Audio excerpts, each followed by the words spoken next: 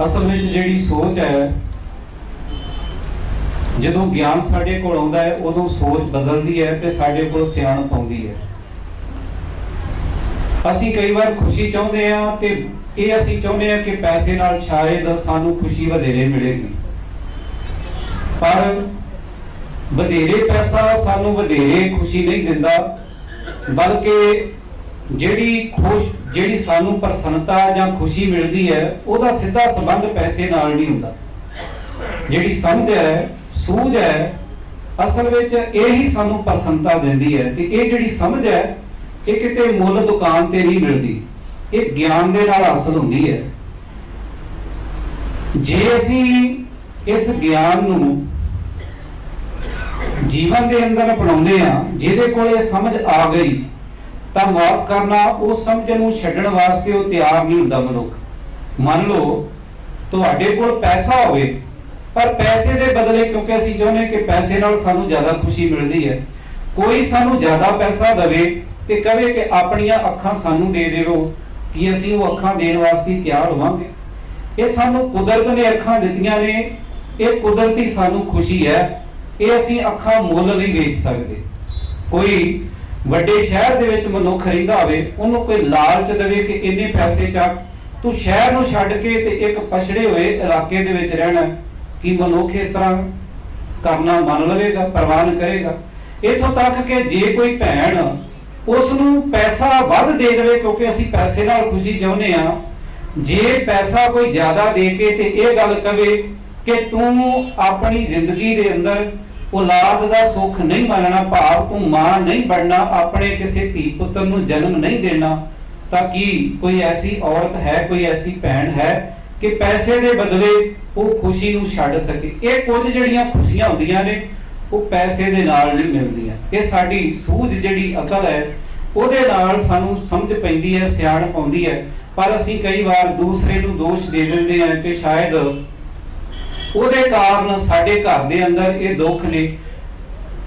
ਅਸੀਂ ਹਮੇਸ਼ਾ ਹੀ ਦੂਸਰੇ ਨੂੰ ਇਹ ਇਲਜ਼ਾਮ ਦਿੰਦੇ ਹਾਂ ਕਿ ਇਹ ਉਸਨੇ ਵਿਗਾੜ ਪੈਦਾ ਕਰ ਦਿੱਤਾ। ਇੱਥੋਂ ਤੱਕ ਕਿੰਨੀ ਹਾਸੋਹੀਣੀ ਗੱਲ ਹੈ, ਕਿਸੇ ਬੰਦੇ ਦੇ ਸੱਟ ਲੱਗ ਜਾਵੇ ਤੇ ਜੇ ਉਸ ਨੂੰ ਕੋਈ ਪੁੱਛੇ ਨਾ ਕਿ ਤੇਰੇ ਸੱਟ ਕਿਵੇਂ ਲੱਗੀ ਹੈ, ਬਾਹ ਬੰਨੀ ਹੋਵੇ, ਤਾਂ ਸੁਭਾਵਿਕ ਹੀ ਇਹ ਗੱਲ ਮੂੰਹ ਕਈ ਵਾਰ ਕਹਿ ਦਿੰਦੇ ਨੇ ਲੋਕ ਕਿ ਮੈਂ ਸਕੂਟਰ ਤੇ ਜਾ ਰਿਹਾ ਸੀ, ਪੈਦਲ ਜਾ ਰਿਹਾ ਸੀ ਜਾਂ ਮੋਟਰਸਾਈਕਲ ਤੇ ਜਾ ਰਿਹਾ ਸੀ, ਅੱਗੇ ਇੱਕ ਪੱਥਰ ਆ ਗਿਆ।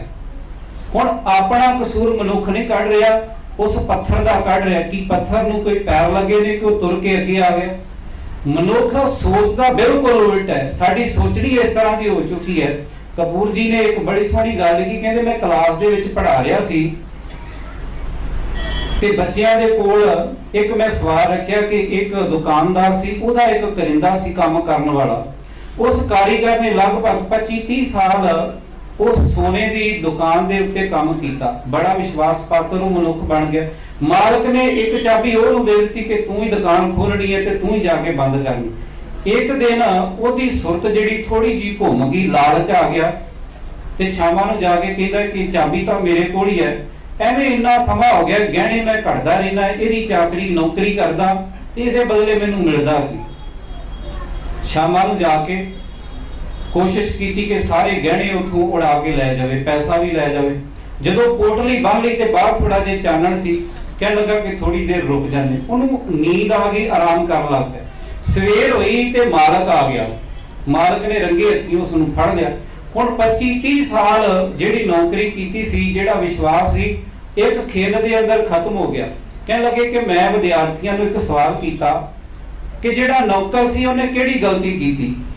ਕਹਿਣ ਲੱਗੇ ਵੀ ਸਾਡੀ ਬਦਲੀ ਹੋਈ ਸੋਚ ਕਿਹੋ ਜਿਹੀ ਹੈ। ਇੱਕ ਵੀ ਬੱਚੇ ਨੇ ਇਹ ਨਹੀਂ ਕਿਹਾ, ਬਲਕਿ ਸਾਰੇ ਇਹ ਗੱਲ ਕਹਿੰਦੇ ਰਹੇ ਕਿ ਉਸ ਨੂੰ ਉੱਥੇ ਸੌਣਾ ਨਹੀਂ ਸੀ ਚਾਹੀਦਾ, ਬਲਕਿ ਕਹਿਣ ਲੱਗੇ ਇਹ ਕਹਿਣਾ ਚਾਹੀਦਾ ਸੀ ਕਿ ਉਸ ਨੂੰ ਇਹ ਗਲਤੀ ਕਰਨੀ ਨਹੀਂ ਸੀ ਚਾਹੀਦੀ, ਇਹ ਚੋਰੀ ਕਰਨੀ ਨਹੀਂ ਸੀ ਚਾਹੀਦੀ। ਸਾਡੀ ਸੋਚ ਜਿਹੜੀ ਹੈ ਉਹ ਇਸ ਤਰ੍ਹਾਂ ਦੀ ਬਣ ਚੁੱਕੀ ਹੈ, ਅਸੀਂ ਦੂਸਰੇ ਦੇ ਉੱਤੇ ਗਲਤੀ ਮੜਦੇ ਹਾਂ ਕਿ ਸਾਡੇ ਘਰ ਦੇ ਅੰਦਰ ਇਹ ਵਿਗਾੜ ਹੈ, ਸਾਡੇ ਘਰ ਦੇ ਅੰਦਰ ਨਸ਼ੇ ਆ ਗਏ, ਅਸੀਂ ਵਹਿਮਾਂ ਭਰਮਾਂ ਪਖੰਡਾਂ ਦੇ ਸ਼ਿਕਾਰ ਹੋ ਰਹੇ ਹਾਂ, ਜਾਂ ਪਰਿਵਾਰ ਦੇ ਅੰਦਰ ਜਿਹੜੀਆਂ ਤਰੇੜਾਂ ਤੇ ਬੇਇਤਫਾਕੀਆਂ ਬੇਵਿਸ਼ਵਾਸੀਆਂ ਹੋ ਰਹੀਆਂ ਨੇ, ਅਸੀਂ ਕਈ ਵਾਰ ਦੂਸਰੇ ਦੀ ਗਲਤੀ ਕੱਢਦੇ ਹਾਂ, ਬਲਕਿ ਮਨੁੱਖ ਜਿਹੜਾ ਹੈ ਉਹ ਨਕਲੀ ਜਿਹਾ ਜੀਵਨ ਜੀ ਰਿਹਾ ਹੈ।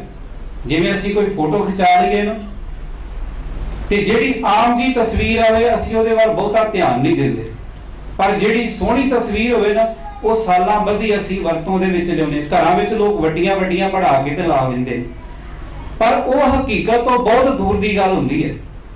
ਜਿਹੜੀ ਸਾਨੂੰ ਫੋਟੋ ਬਹੁਤ ਚੰਗੀ ਲੱਗਦੀ ਹੈ ਨਾ, ਉਹਦੇ ਵਿੱਚ ਅਸੀਂ ਉਹਨੇ ਸੋਹਣੇ ਨਹੀਂ ਦਿਸ ਰਹੇ ਹੁੰਦੇ। ਸਾਨੂੰ ਖੁਦ ਨੂੰ ਪਤਾ ਹੁੰਦਾ ਹੈ ਕਿ ਇਹ ਫੋਟੋਗ੍ਰਾਫੀ ਜਿਹੜਾ ਕਰਨ ਵਾਲਾ ਬੰਦਾ ਉਹਦੀ ਕਮਾਲ ਹੈ, ਇਹ ਕੰਪਿਊਟਰ ਦੇ ਨਾਲ ਇੰਨੀ ਸੋਹਣੀ ਤਸਵੀਰ ਬਣਾਈ। ਜੇ ਤਸਵੀਰ ਸੋਹਣੀ ਨਾ ਆਵੇ ਤੇ ਬੰਦਾ ਫੇਰ ਆਪਣਾ ਨੁਕਸ ਨਹੀਂ ਕੱਢਦਾ, ਆਪਣੇ ਅੰਦਰ ਝਾਤੀ ਨਹੀਂ ਮਾਰਦਾ ਕਿ ਮੈਂ ਇੰਨਾ ਸੋਹਣਾ ਤਾਂ ਹੈ ਹੀ, ਬਲਕਿ ਜਾਂ ਤਾਂ ਫੋਟੋਗ੍ਰਾਫਰ ਦਾ ਨੁਕਸ ਕੱਢੇਗਾ, ਜਾਂ ਕੈਮਰੇ ਦਾ ਨੁਕਸ ਕੱਢੇਗਾ, ਲਾਈਟਾਂ ਦਾ ਨੁਕਸ ਕੱਢੇਗਾ। ਕਹਿਣ ਤੋਂ ਭਾਵ ਕਿ ਬੰਦਾ ਜਿਹੜਾ ਹਮੇਸ਼ਾ ਦੂਸਰੇ ਨੂੰ ਦੋਸ਼ ਦਿੰਦਾ ਹੈ ਪਰ ਆਪ ਸੋਚਣ ਵਾਸਤੇ ਤਿਆਰ ਨਹੀਂ ਹੈ। ਸਾਨੂੰ ਇਸ ਪਾਸੇ ਝਾਤ ਮਾਰਨੀ ਚਾਹੀਦੀ ਹੈ। ਬਾਬਾ ਫਰੀਦ ਜੀ ਦਾ ਕਿੱਡਾ ਪਿਆਰਾ ਵਾਕ ਹੈ, ਫਰੀਦਾ ਜੇ ਤੂੰ ਅਕਲ ਲਤੀਫ, ਕਾਲੇ ਲਿਖ ਨਾ ਲੇਖ, ਆਪਨੜੇ ਗਿਰੀਵਾਨ ਮੈਂ ਸਿਰ ਨੀਵਾ ਕਰ। ਸੋ ਸਾਨੂੰ ਆਪਣੇ ਅੰਤਰ ਝਾਤ ਮਾਰਨੀ ਚਾਹੀਦੀ ਹੈ ਕਿ ਅਸੀਂ ਕਿੱਥੇ ਖਲੋਤੇ ਹਾਂ। ਸਾਨੂੰ ਬਹੁਤ ਕੁਝ ਪਤਾ ਹੁੰਦਾ ਹੈ, ਪਰ ਫਿਰ ਵੀ ਅਸੀਂ ਨਕਲੀ ਜਿਹਾ, ਜਿਹਨੂੰ ਆਮ ਤੌਰ ਤੇ ਅਸੀਂ ਕਹਿ ਦਿੰਦੇ ਹਾਂ ਕਿ ਨਕਲੀ ਕਰੰਸੀ, ਅਸੀਂ ਜਾਲੀ ਜਿਹਾ ਜੀਵਨ ਜਿਉ ਰਹੇ, ਜਾਲੀ ਜੇ ਸਿੱਖ ਬਣ ਕੇ ਨਾ ਅਸੀਂ ਤੁਰੇ ਫਿਰਦੇ ਹਾਂ। ਚੰਗੀ ਗੱਲ ਹੋਵੇ ਕਿ ਗੁਰਬਾਣੀ ਨੂੰ ਪੜ੍ਹ ਕੇ ਵਿਚਾਰ ਕੇ ਆਪਣੇ ਜੀਵਨ ਨੂੰ ਅਸੀਂ ਸੋਹਣਾ ਬਣਾ ਸਕੀਏ, ਸਵਾਰ ਸਕੀਏ ਤੇ ਸ਼ਿੰਗਾਰ ਸਕੀਏ। ਬਹੁਤ ਧੰਨਵਾਦ ਹੈ ਭਾਈ ਸਰਬਜੀਤ ਸਿੰਘ ਜੀ ਦਾ, ਜਿਨ੍ਹਾਂ ਨੇ ਬੜੇ ਹੀ ਸੋਹਣੇ ਸ਼ਬਦਾਂ ਦੇ ਵਿੱਚ ਸੰਗਤਾਂ ਦੇ ਨਾਲ ਗੁਰਮਤਿ ਵਿਚਾਰ ਸਾਂਝੇ ਕੀਤੇ ਨੇ। ਬਹੁਤ ਧੰਨਵਾਦ ਹੈ। ਹੁਣ ਕੁਝ ਸਮਾਂ ਵਿਚਾਰ ਚਰਚਾ, ਵਿਚਾਰ ਵਟਾਂਦਰਾ ਜਾਂ ਸਵਾਲ ਜਵਾਬ ਕਹਿ ਸਕਦੇ ਜਿਸ ਨੂੰ, ਉਹਦੇ ਵਾਸਤੇ ਰੱਖਿਆ ਗਿਆ ਹੈ, ਕਿਉਂਕਿ ਅਸੀਂ ਇਹ ਥੋੜਾ ਜਿਹਾ ਲੀ ਤੋਂ ਹਟ ਕੇ ਕਰਦੇ ਹਾਂ ਕਿ ਬਹੁਤੇ ਗੁਰਮਤ ਵਿਚਾਰ ਜਿਹੜੇ ਕਥਾ ਦਰਬਾਰ, ਕੀਰਤਨ ਦਰਬਾਰ ਹੁੰਦੇ ਨੇ, ਲਗਾਤਾਰ ਪ੍ਰਚਾਰਕ ਬੋਲੀ ਜਾਂਦਾ, ਸੰਗਤਾਂ ਸੁਣੀ ਜਾਂਦੀਆਂ ਨੇ, ਤੇ ਜਿਹੜੇ ਸੰਗਤਾਂ ਦੇ ਮਨਾਂ ਵਿੱਚ ਸਵਾਲ ਨੇ ਉਹਨਾਂ ਦੇ ਜਵਾਬ ਬਹੁਤ ਘੱਟ ਦਿੱਤੇ ਜਾਂਦੇ ਨੇ, ਜਾਂ ਬਹੁਤ ਘੱਟ ਇਸ ਤਰ੍ਹਾਂ ਦੀਆਂ ਪੁਸਤਕਾਂ ਨੇ ਜਿਨ੍ਹਾਂ ਦੇ ਵਿੱਚ ਸਵਾਲ ਜਵਾਬ ਹੋਣ। ਸੋ ਇਹ ਥੋੜਾ ਜਿਹਾ ਸਮਾਂ ਅਸੀਂ ਰੱਖਿਆ ਹੈ ਕਿ ਸੰਗਤਾਂ ਦੇ ਮਨ ਵਿੱਚ ਇਤਿਹਾਸ, ਗੁਰਬਾਣੀ ਜਾਂ ਮਰਜ਼ਾਦਾ ਪ੍ਰਤੀ ਕਿਸੇ ਤਰ੍ਹਾਂ ਦਾ ਕੋਈ ਸ਼ੰਕਾ, ਕੋਈ ਸਵਾਲ, ਕੋਈ ਵਲਵਲਾ ਹੋਵੇ ਤਾਂ ਉਹ ਲਿਖਤੀ ਤੌਰ ਤੇ ਇੱਥੇ ਦੇ ਦਿਓ, ਜਾਂ ਆਪ ਦੀ ਹੱਥ ਖੜਾ ਕਰ ਦਿਓ, ਆਪ ਦੀ ਤੱਕ ਪਹੁੰਚ ਕਰਕੇ ਤੇ ਉਹ ਸਵਾਲ ਨੋਟ ਕਰ ਲਿਆ ਜਾਏਗਾ। ਤੇ ਮੈਂ ਇੱਥੇ ਸੱਦਾ ਦਿੰਦਾ ਹਾਂ ਕਿ ਜਿਹੜੇ ਆਪ ਜੀ ਵੱਲੋਂ ਸਵਾਲ ਆਉਣਗੇ, ਭਾਈ ਸੁਖਿੰਦਰ ਸਿੰਘ ਜੀ ਔਰ ਪ੍ਰਿੰਸੀਪਲ ਗਿਆਨੀ ਗੁਰਬਚਨ ਸਿੰਘ ਜੀ ਪਨਵਾ ਥਾਈਲੈਂਡ ਵਾਲੇ, ਉਹਨਾਂ ਆਏ ਹੋਏ ਸਵਾਲਾਂ ਤੇ ਗੁਰਬਾਣੀ ਔਰ ਸਿੱਖ ਰਹਿਤ ਮਰਜ਼ਾਦਾ ਨੂੰ ਸਾਹਮਣੇ ਰੱਖ ਕੇ ਉਹਦੇ ਤੇ ਵਿਚਾਰ ਪੇਸ਼ ਕਰਨਗੇ ਜੀ। ਸੋ ਬੇਨਤੀ ਹੈ ਕਿ ਇਹ ਸੱਜਣ ਸਟੇਜ ਉੱਪਰ ਆ ਜਾਣ ਜੀ।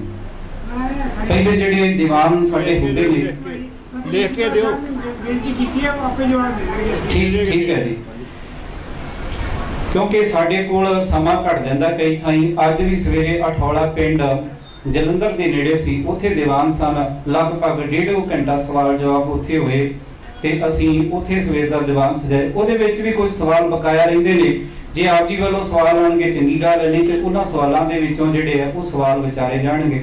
ਹਾਂ, ਇੱਕ ਸਵਾਲ ਜਿਹੜਾ ਕਿ ਬਾਹਰ ਸਟਾਲ ਤੇ ਖਲੋਤਿਆਂ ਹੀ ਪੈਦਾ ਹੋਇਆ ਸੀ, ਉਹ ਮੈਂ ਇੱਥੇ ਰੱਖ ਦਿੰਦਾ। ਜਿੰਨੀ ਦੇਰ ਤੱਕ ਇੱਥੇ ਵਿਚਾਰ ਪੇਸ਼ ਕਰ ਰਹੇ ਨੇ ਉਨੀ ਦੇਰ ਤੱਕ ਆਪ ਜੀ ਆਪਣੇ ਸਵਾਲ ਸਾਨੂੰ ਨੋਟ ਕਰਵਾ ਸਕਦੇ ਹੋ ਜੀ।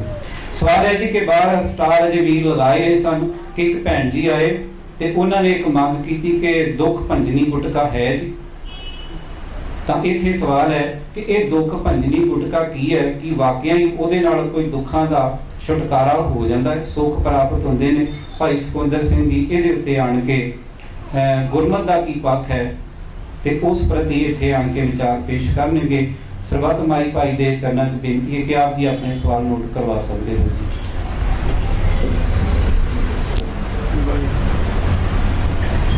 ਸਤਿਗੁਰੂ ਜੀ ਦੇ ਪਾਵਨ ਦਰਬਾਰ ਵਿੱਚ ਜੁੜ ਬੈਠੇ ਗੁਰੂ ਪਿਆਰੇ, ਗੁਰੂ ਸਵਾਰੇ ਸਤ ਸੰਗੀ ਜਨੋ, ਵਾਹਿਗੁਰੂ ਜੀ ਕਾ ਖਾਲਸਾ, ਵਾਹਿਗੁਰੂ ਜੀ ਕੀ ਫਤਿਹ। ਬੜੀ ਚੰਗੀ ਗੱਲ ਹੈ ਕਿ ਅਸੀਂ ਗੁਰਬਾਣੀ ਨੂੰ ਧਿਆਨ ਨਾਲ ਪੜ੍ਹੀਏ। ਉਸ ਤੋਂ ਵੀ ਚੰਗੀ ਗੱਲ ਹੈ ਜੇ ਗੁਰਬਾਣੀ ਨੂੰ ਅਸੀਂ ਧਿਆਨ ਨਾਲ ਸਮਝੀਏ। ਔਰ ਇਹ ਦੋਵੇਂ ਗੱਲਾਂ ਚੰਗੀਆਂ ਨੇ, ਬਾਣੀ ਨੂੰ ਪੜ੍ਹਨਾ ਵੀ ਚਾਹੀਦਾ ਧਿਆਨ ਨਾਲ ਔਰ ਸਮਝਣਾ ਵੀ ਚਾਹੀਦਾ। ਪਰ ਇਹਨਾਂ ਦੋਵਾਂ ਗੱਲਾਂ ਤੋਂ ਹੋਰ ਵੀ ਚੰਗੀ ਗੱਲ ਹੈ ਜੇ ਅਸੀਂ ਬਾਣੀ ਦੇ ਪਾਵਨ ਮੁੱਖ ਵਾਕਾਂ ਨੂੰ ਆਪਣੇ ਜੀਵਨ 'ਚ ਮੰਨੀਏ। ਕਿਉਂਕਿ ਪੜ੍ਹਨਾ, ਸੁਣਨਾ ਸ਼ਾਇਦ ਅਸੀਂ ਮੰਨ ਸਕਦੇ ਹਾਂ ਵੀ ਸੌਖੀ ਗੱਲ ਹੈ, ਪੜ੍ਹ ਵੀ ਲਿਆ ਤੇ ਸੁਣ ਵੀ ਲਿਆ, ਪਰ ਸਤਿਗੁਰੂ ਜੀ ਨੇ ਪੜ੍ਹਨ ਸੁਣਨ ਵਾਲੀਆਂ ਦੋਵੇਂ ਗੱਲਾਂ ਨੂੰ ਪਿੱਛੇ ਛੱਡ ਕੇ ਤੇ ਮੰਨਣ ਵਾਲੀ ਗੱਲ ਨੂੰ ਮਹਾਰਾਜ ਨੇ ਮੁੱਖ ਰੱਖਿਆ ਹੈ। ਔਰ ਸਤਿਗੁਰੂ ਗਰੀਬ ਨਿਵਾਜ ਸੱਚੇ ਪਾਤਸ਼ਾਹ ਜੀ ਦੇ ਕਈ ਮੁੱਖ ਵਾਕ ਆਪ ਜੀ ਨੇ ਇਸ ਤਰ੍ਹਾਂ ਦੇ ਸ਼ਰਵਣ ਕੀਤੇ ਆ, ਜਿੱਥੇ ਮਹਾਰਾਜ ਸੱਚੇ ਪਾਤਸ਼ਾਹ ਜੀ ਨੇ ਇਸ ਗੱਲ ਨੂੰ ਦ੍ਰਿੜ ਕਰਵਾਇਆ ਹੈ, ਜਿਵੇਂ ਕਿਆ ਪੜ੍ਹੀ ਹੈ, ਕਿਆ ਗੁਣੀ ਹੈ, ਕਿਆ ਵੇਦ ਪੁਰਾਨਾ ਸੁਣੀਏ, ਪੜ੍ਹੇ ਸੁਣੇ ਕਿਆ ਹੋਈ, ਜੋ ਸਹਿਜ ਨ ਮਿਲਿਓ ਸੋਈ। ਸੇਵਕ ਸਿੱਖ ਪੂਜਣ ਸਭ ਆਵੇਂ, ਸਭ ਗਾਵੇਂ ਹਰ ਹਰ ਊਤਮ ਬਾਣੀ, ਗਾਵਿਆ ਸੁਣਿਆ ਤਿਨਕਾ ਹਰ ਥਾਂ ਪਾਵੇ, ਜਿਨ ਸਤਿਗੁਰ ਕੀ ਆਗਿਆ ਸਤ ਸਤ ਕਰ ਮਾਨੀ। ਸੋ ਜਿਵੇਂ ਇੱਕ ਸਵਾਲ ਇਹ ਆਇਆ ਹੈ, ਔਰ ਆਮ ਤੌਰ ਤੇ ਇਹ ਸਵਾਲ ਜਿਹੜਾ ਇਹ ਸਾਡੇ ਸਮਾਜ ਵਿੱਚ ਘੁੰਮਦਾ ਫਿਰਦਾ ਕਈਆਂ ਥਾਵਾਂ ਤੋਂ ਨਜ਼ਰ ਆਉਂਦਾ ਹੈ। ਤੁਸੀਂ ਕਿਤੇ ਵੀ ਚਲੇ ਜਾਓ, ਦਰਬਾਰ ਸਾਹਿਬ ਅੰਮ੍ਰਿਤਸਰ ਚਲੇ ਜਾਓ, ਤੁਸੀਂ ਅਨੰਦਪੁਰ ਸਾਹਿਬ ਚਲੇ ਜਾਓ, ਸਾਡੇ ਜਿਹੜੇ ਮੁੱਖ ਧਾਰਮਿਕ ਸਥਾਨ ਨੇ, ਇਤਿਹਾਸਕ ਸਥਾਨ ਨੇ, ਤੁਸੀਂ ਉਹਨਾਂ ਤੇ ਕਿਤੇ ਵੀ ਚਲੇ ਜਾਓ, ਤੁਹਾਨੂੰ ਉਹਨਾਂ ਸਥਾਨਾਂ ਦੇ ਬਾਹਰ ਹੀ ਕਈ ਦੁਕਾਨਾਂ ਤੁਹਾਨੂੰ ਐਸੀਆਂ ਮਿਲ ਜਾਣਗੀਆਂ ਜਿੱਥੇ ਇਹ ਸਾਰੇ ਦਾ ਸਾਰਾ ਮਨਮਤੀ ਲਿਟਰੇਚਰ ਜਿਹੜਾ ਸਾਨੂੰ ਮਿਲ ਰਿਹਾ ਹੈ। ਚਾਹੀਦਾ ਇਹ ਹੈ ਕਿ ਉਹਨਾਂ ਇਤਿਹਾਸਕ ਸਥਾਨਾਂ ਤੇ ਜਿੱਡਾ ਵੱਡਾ ਇਤਿਹਾਸ ਸਾਡੇ ਗੁਰੂ ਸਾਹਿਬਾਨ ਜਾਂ ਸਾਡੇ ਗੁਰਸਿੱਖਾਂ ਨੇ ਰਚਿਆ ਆ, ਉਹ ਜਿਹਾ ਹੀ ਸਭ ਕੁਝ ਨਿਰੋਲ ਗੁਰਬਾਣੀ ਦੇ ਆਧਾਰ ਤੋਂ ਸਾਨੂੰ ਉਹਨਾਂ ਥਾਵਾਂ ਤੋਂ ਪ੍ਰਾਪਤ ਹੁੰਦਾ। ਪਰ ਉਹਨਾਂ ਥਾਵਾਂ ਤੋਂ ਕਿਤੇ ਦੁੱਖ ਭੰਜਣੀ, ਕਿਤਿਓਂ ਸ਼ਰਧਾ ਪੂਰਨ, ਕਿਤਿਓਂ ਪੂਰਨਮਾਸ਼ੀ ਦੀ ਕਥਾ, ਕਿਤਿਓਂ ਮਾਲਾ ਤੇ ਕਈ ਕੁਝ ਹੋਰ ਉੱਥੇ ਜਿਹੜਾ ਮਿਲ ਰਿਹਾ ਹੈ। ਗੁਰੂ ਸਵਾਰਿਓ, ਜਿੱਥੇ ਦੁੱਖ ਭੰਜਣੀ ਗੁਟਕੇ ਦੀ ਗੱਲ ਹੈ, ਉੱਥੇ ਨਾਲ ਤੁਸੀਂ ਇਹ ਵੀ ਦੇਖਿਆ ਹੋਵੇਗਾ ਕਿ ਕੁਝ ਗੁਟਕੇ ਇਸ ਤਰ੍ਹਾਂ ਦੇ ਮਨੋਕਾਮਨਾ ਪੂਰੀ ਕਰਨ ਵਾਸਤੇ ਉਹਨਾਂ ਨੇ ਤਿਆਰ ਕੀਤੇ ਨੇ, ਜਿਹੜੇ ਕਿ ਇਸ ਵੇਲੇ ਸਾਡੇ ਸਮਾਜ ਵਿੱਚ ਕਿਤੇ ਨਾ ਕਿਤੇ ਥਾਂ ਬਣਾ ਕੇ ਬੈਠੇ ਆ। ਹੁਣ ਉਹਨਾਂ ਗੁਟਕਿਆਂ ਦੇ ਵਿੱਚ ਇਹ ਵੀ ਲਿਖਿਆ ਮਿਲਦਾ ਆ ਕਿ ਐਸ ਸ਼ਬਦ ਨੂੰ ਇੰਨੀ ਵਾਰੀ ਐਸ ਮਰਜ਼ਾਦਾ ਨਾਲ ਤੁਸੀਂ ਪੜੋ, ਤੁਹਾਡਾ ਕੰਮ ਬਣ ਜਾਏਗਾ, ਤੁਹਾਡਾ ਕਾਰਜ ਰਾਸ ਆ ਜਾਏਗਾ। ਉਹਦੇ ਤੇ ਬਿਮਾਰੀ ਵਾਲੇ ਸ਼ਬਦ ਵੀ ਹੈ, ਉਹਦੇ ਤੇ ਮੁਕੱਦਮੇ ਵਾਲੇ ਸ਼ਬਦ ਵੀ ਹੈ, ਉਹਦੇ ਤੇ ਸੁਖ ਸ਼ਾਂਤੀ ਵਾਲੇ ਸ਼ਬਦ ਵੀ ਆ, ਕਾਰੋਬਾਰ ਵਾਲੇ ਸ਼ਬਦ ਵੀ ਆ। ਪਤਾ ਨਹੀਂ ਕਿਵੇਂ ਕਿਵੇਂ ਦੀਆਂ ਗੱਲਾਂ ਬਣਾ ਕੇ ਕਿੱਥੋਂ ਲਿਆ ਕੇ ਉਹ ਸਾਰੇ ਗੁਟਕੇ ਛਾਪ ਦਿੱਤੇ ਆ। ਔਰ ਉਹਨਾਂ ਗੁਟਕਿਆਂ ਨੂੰ ਲੈ ਕੇ ਲੋਕ ਘਰਾਂ 'ਚ ਬੈਠੇ ਪੜ੍ਹ ਰਹੇ ਨੇ। ਕੋਈ ਕਾਰੋਬਾਰ ਲਈ ਪੜ੍ਹ ਰਿਹਾ, ਕੋਈ ਉਸੇ ਮਰਜ਼ਾਦਾ ਨੂੰ ਮੁੱਖ ਰੱਖ ਕੇ ਤੇ ਆਪਣੇ ਦੁੱਖ ਤਕਲੀਫ ਲਈ ਪੜ੍ਹ ਰਿਹਾ, ਕੋਈ ਸੁਖ ਸ਼ਾਂਤੀ ਲਈ ਪੜ੍ਹ ਰਿਹਾ। ਇਹ ਸਾਰਾ ਕੁਝ ਸਾਡੇ ਘਰਾਂ 'ਚ ਆਮ ਤੌਰ ਤੇ ਕਿਤੇ ਨਾ ਕਿਤੇ ਵਾਪਰ ਰਿਹਾ ਹੈ। ਹੁਣ ਸਤਿਗੁਰੂ ਗੁਰੂ ਗ੍ਰੰਥ ਸਾਹਿਬ ਸੱਚੇ ਪਾਤਸ਼ਾਹ ਜੀ ਦੀ ਬਾਣੀ ਨੇ ਕਿਤੇ ਵੀ ਇਸ ਤਰ੍ਹਾਂ ਨਹੀਂ ਕਿਹਾ ਕਿ ਐਸ ਸ਼ਬਦ ਨਾਲ ਆ ਕੁਝ ਹੋਏਗਾ ਤੇ ਐਸ ਸ਼ਬਦ ਨਾਲ ਆ ਹੋਏਗਾ। ਸਾਰੀ ਬਾਣੀ ਗੁਰੂ ਗ੍ਰੰਥ ਸਾਹਿਬ ਦੀ ਇੱਕੋ ਓੰਕਾਰ ਤੋਂ ਲੈ ਕੇ ਅਖੀਰ ਤੱਕ ਇੱਕੋ ਜੀ ਬਾਣੀ ਹੈ।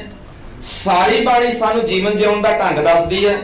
ਸਾਰੀ ਬਾਣੀ ਸਾਨੂੰ ਚੰਗੀ ਅਗਵਾਈ ਦਿੰਦੀ ਹੈ, ਚੰਗੇ ਸਮਾਜ ਦੀ ਸਿਰਜਣਾ ਲਈ ਕਹਿੰਦੀ ਹੈ। ਸਾਰੀ ਬਾਣੀ ਰਾਜਨੀਤੀ ਬਾਰੇ ਵੀ ਅਗਵਾਈ ਦਿੰਦੀ ਹੈ, ਸਾਰੀ ਬਾਣੀ ਧਰਮ ਬਾਰੇ ਵੀ ਅਗਵਾਈ ਦਿੰਦੀ ਹੈ।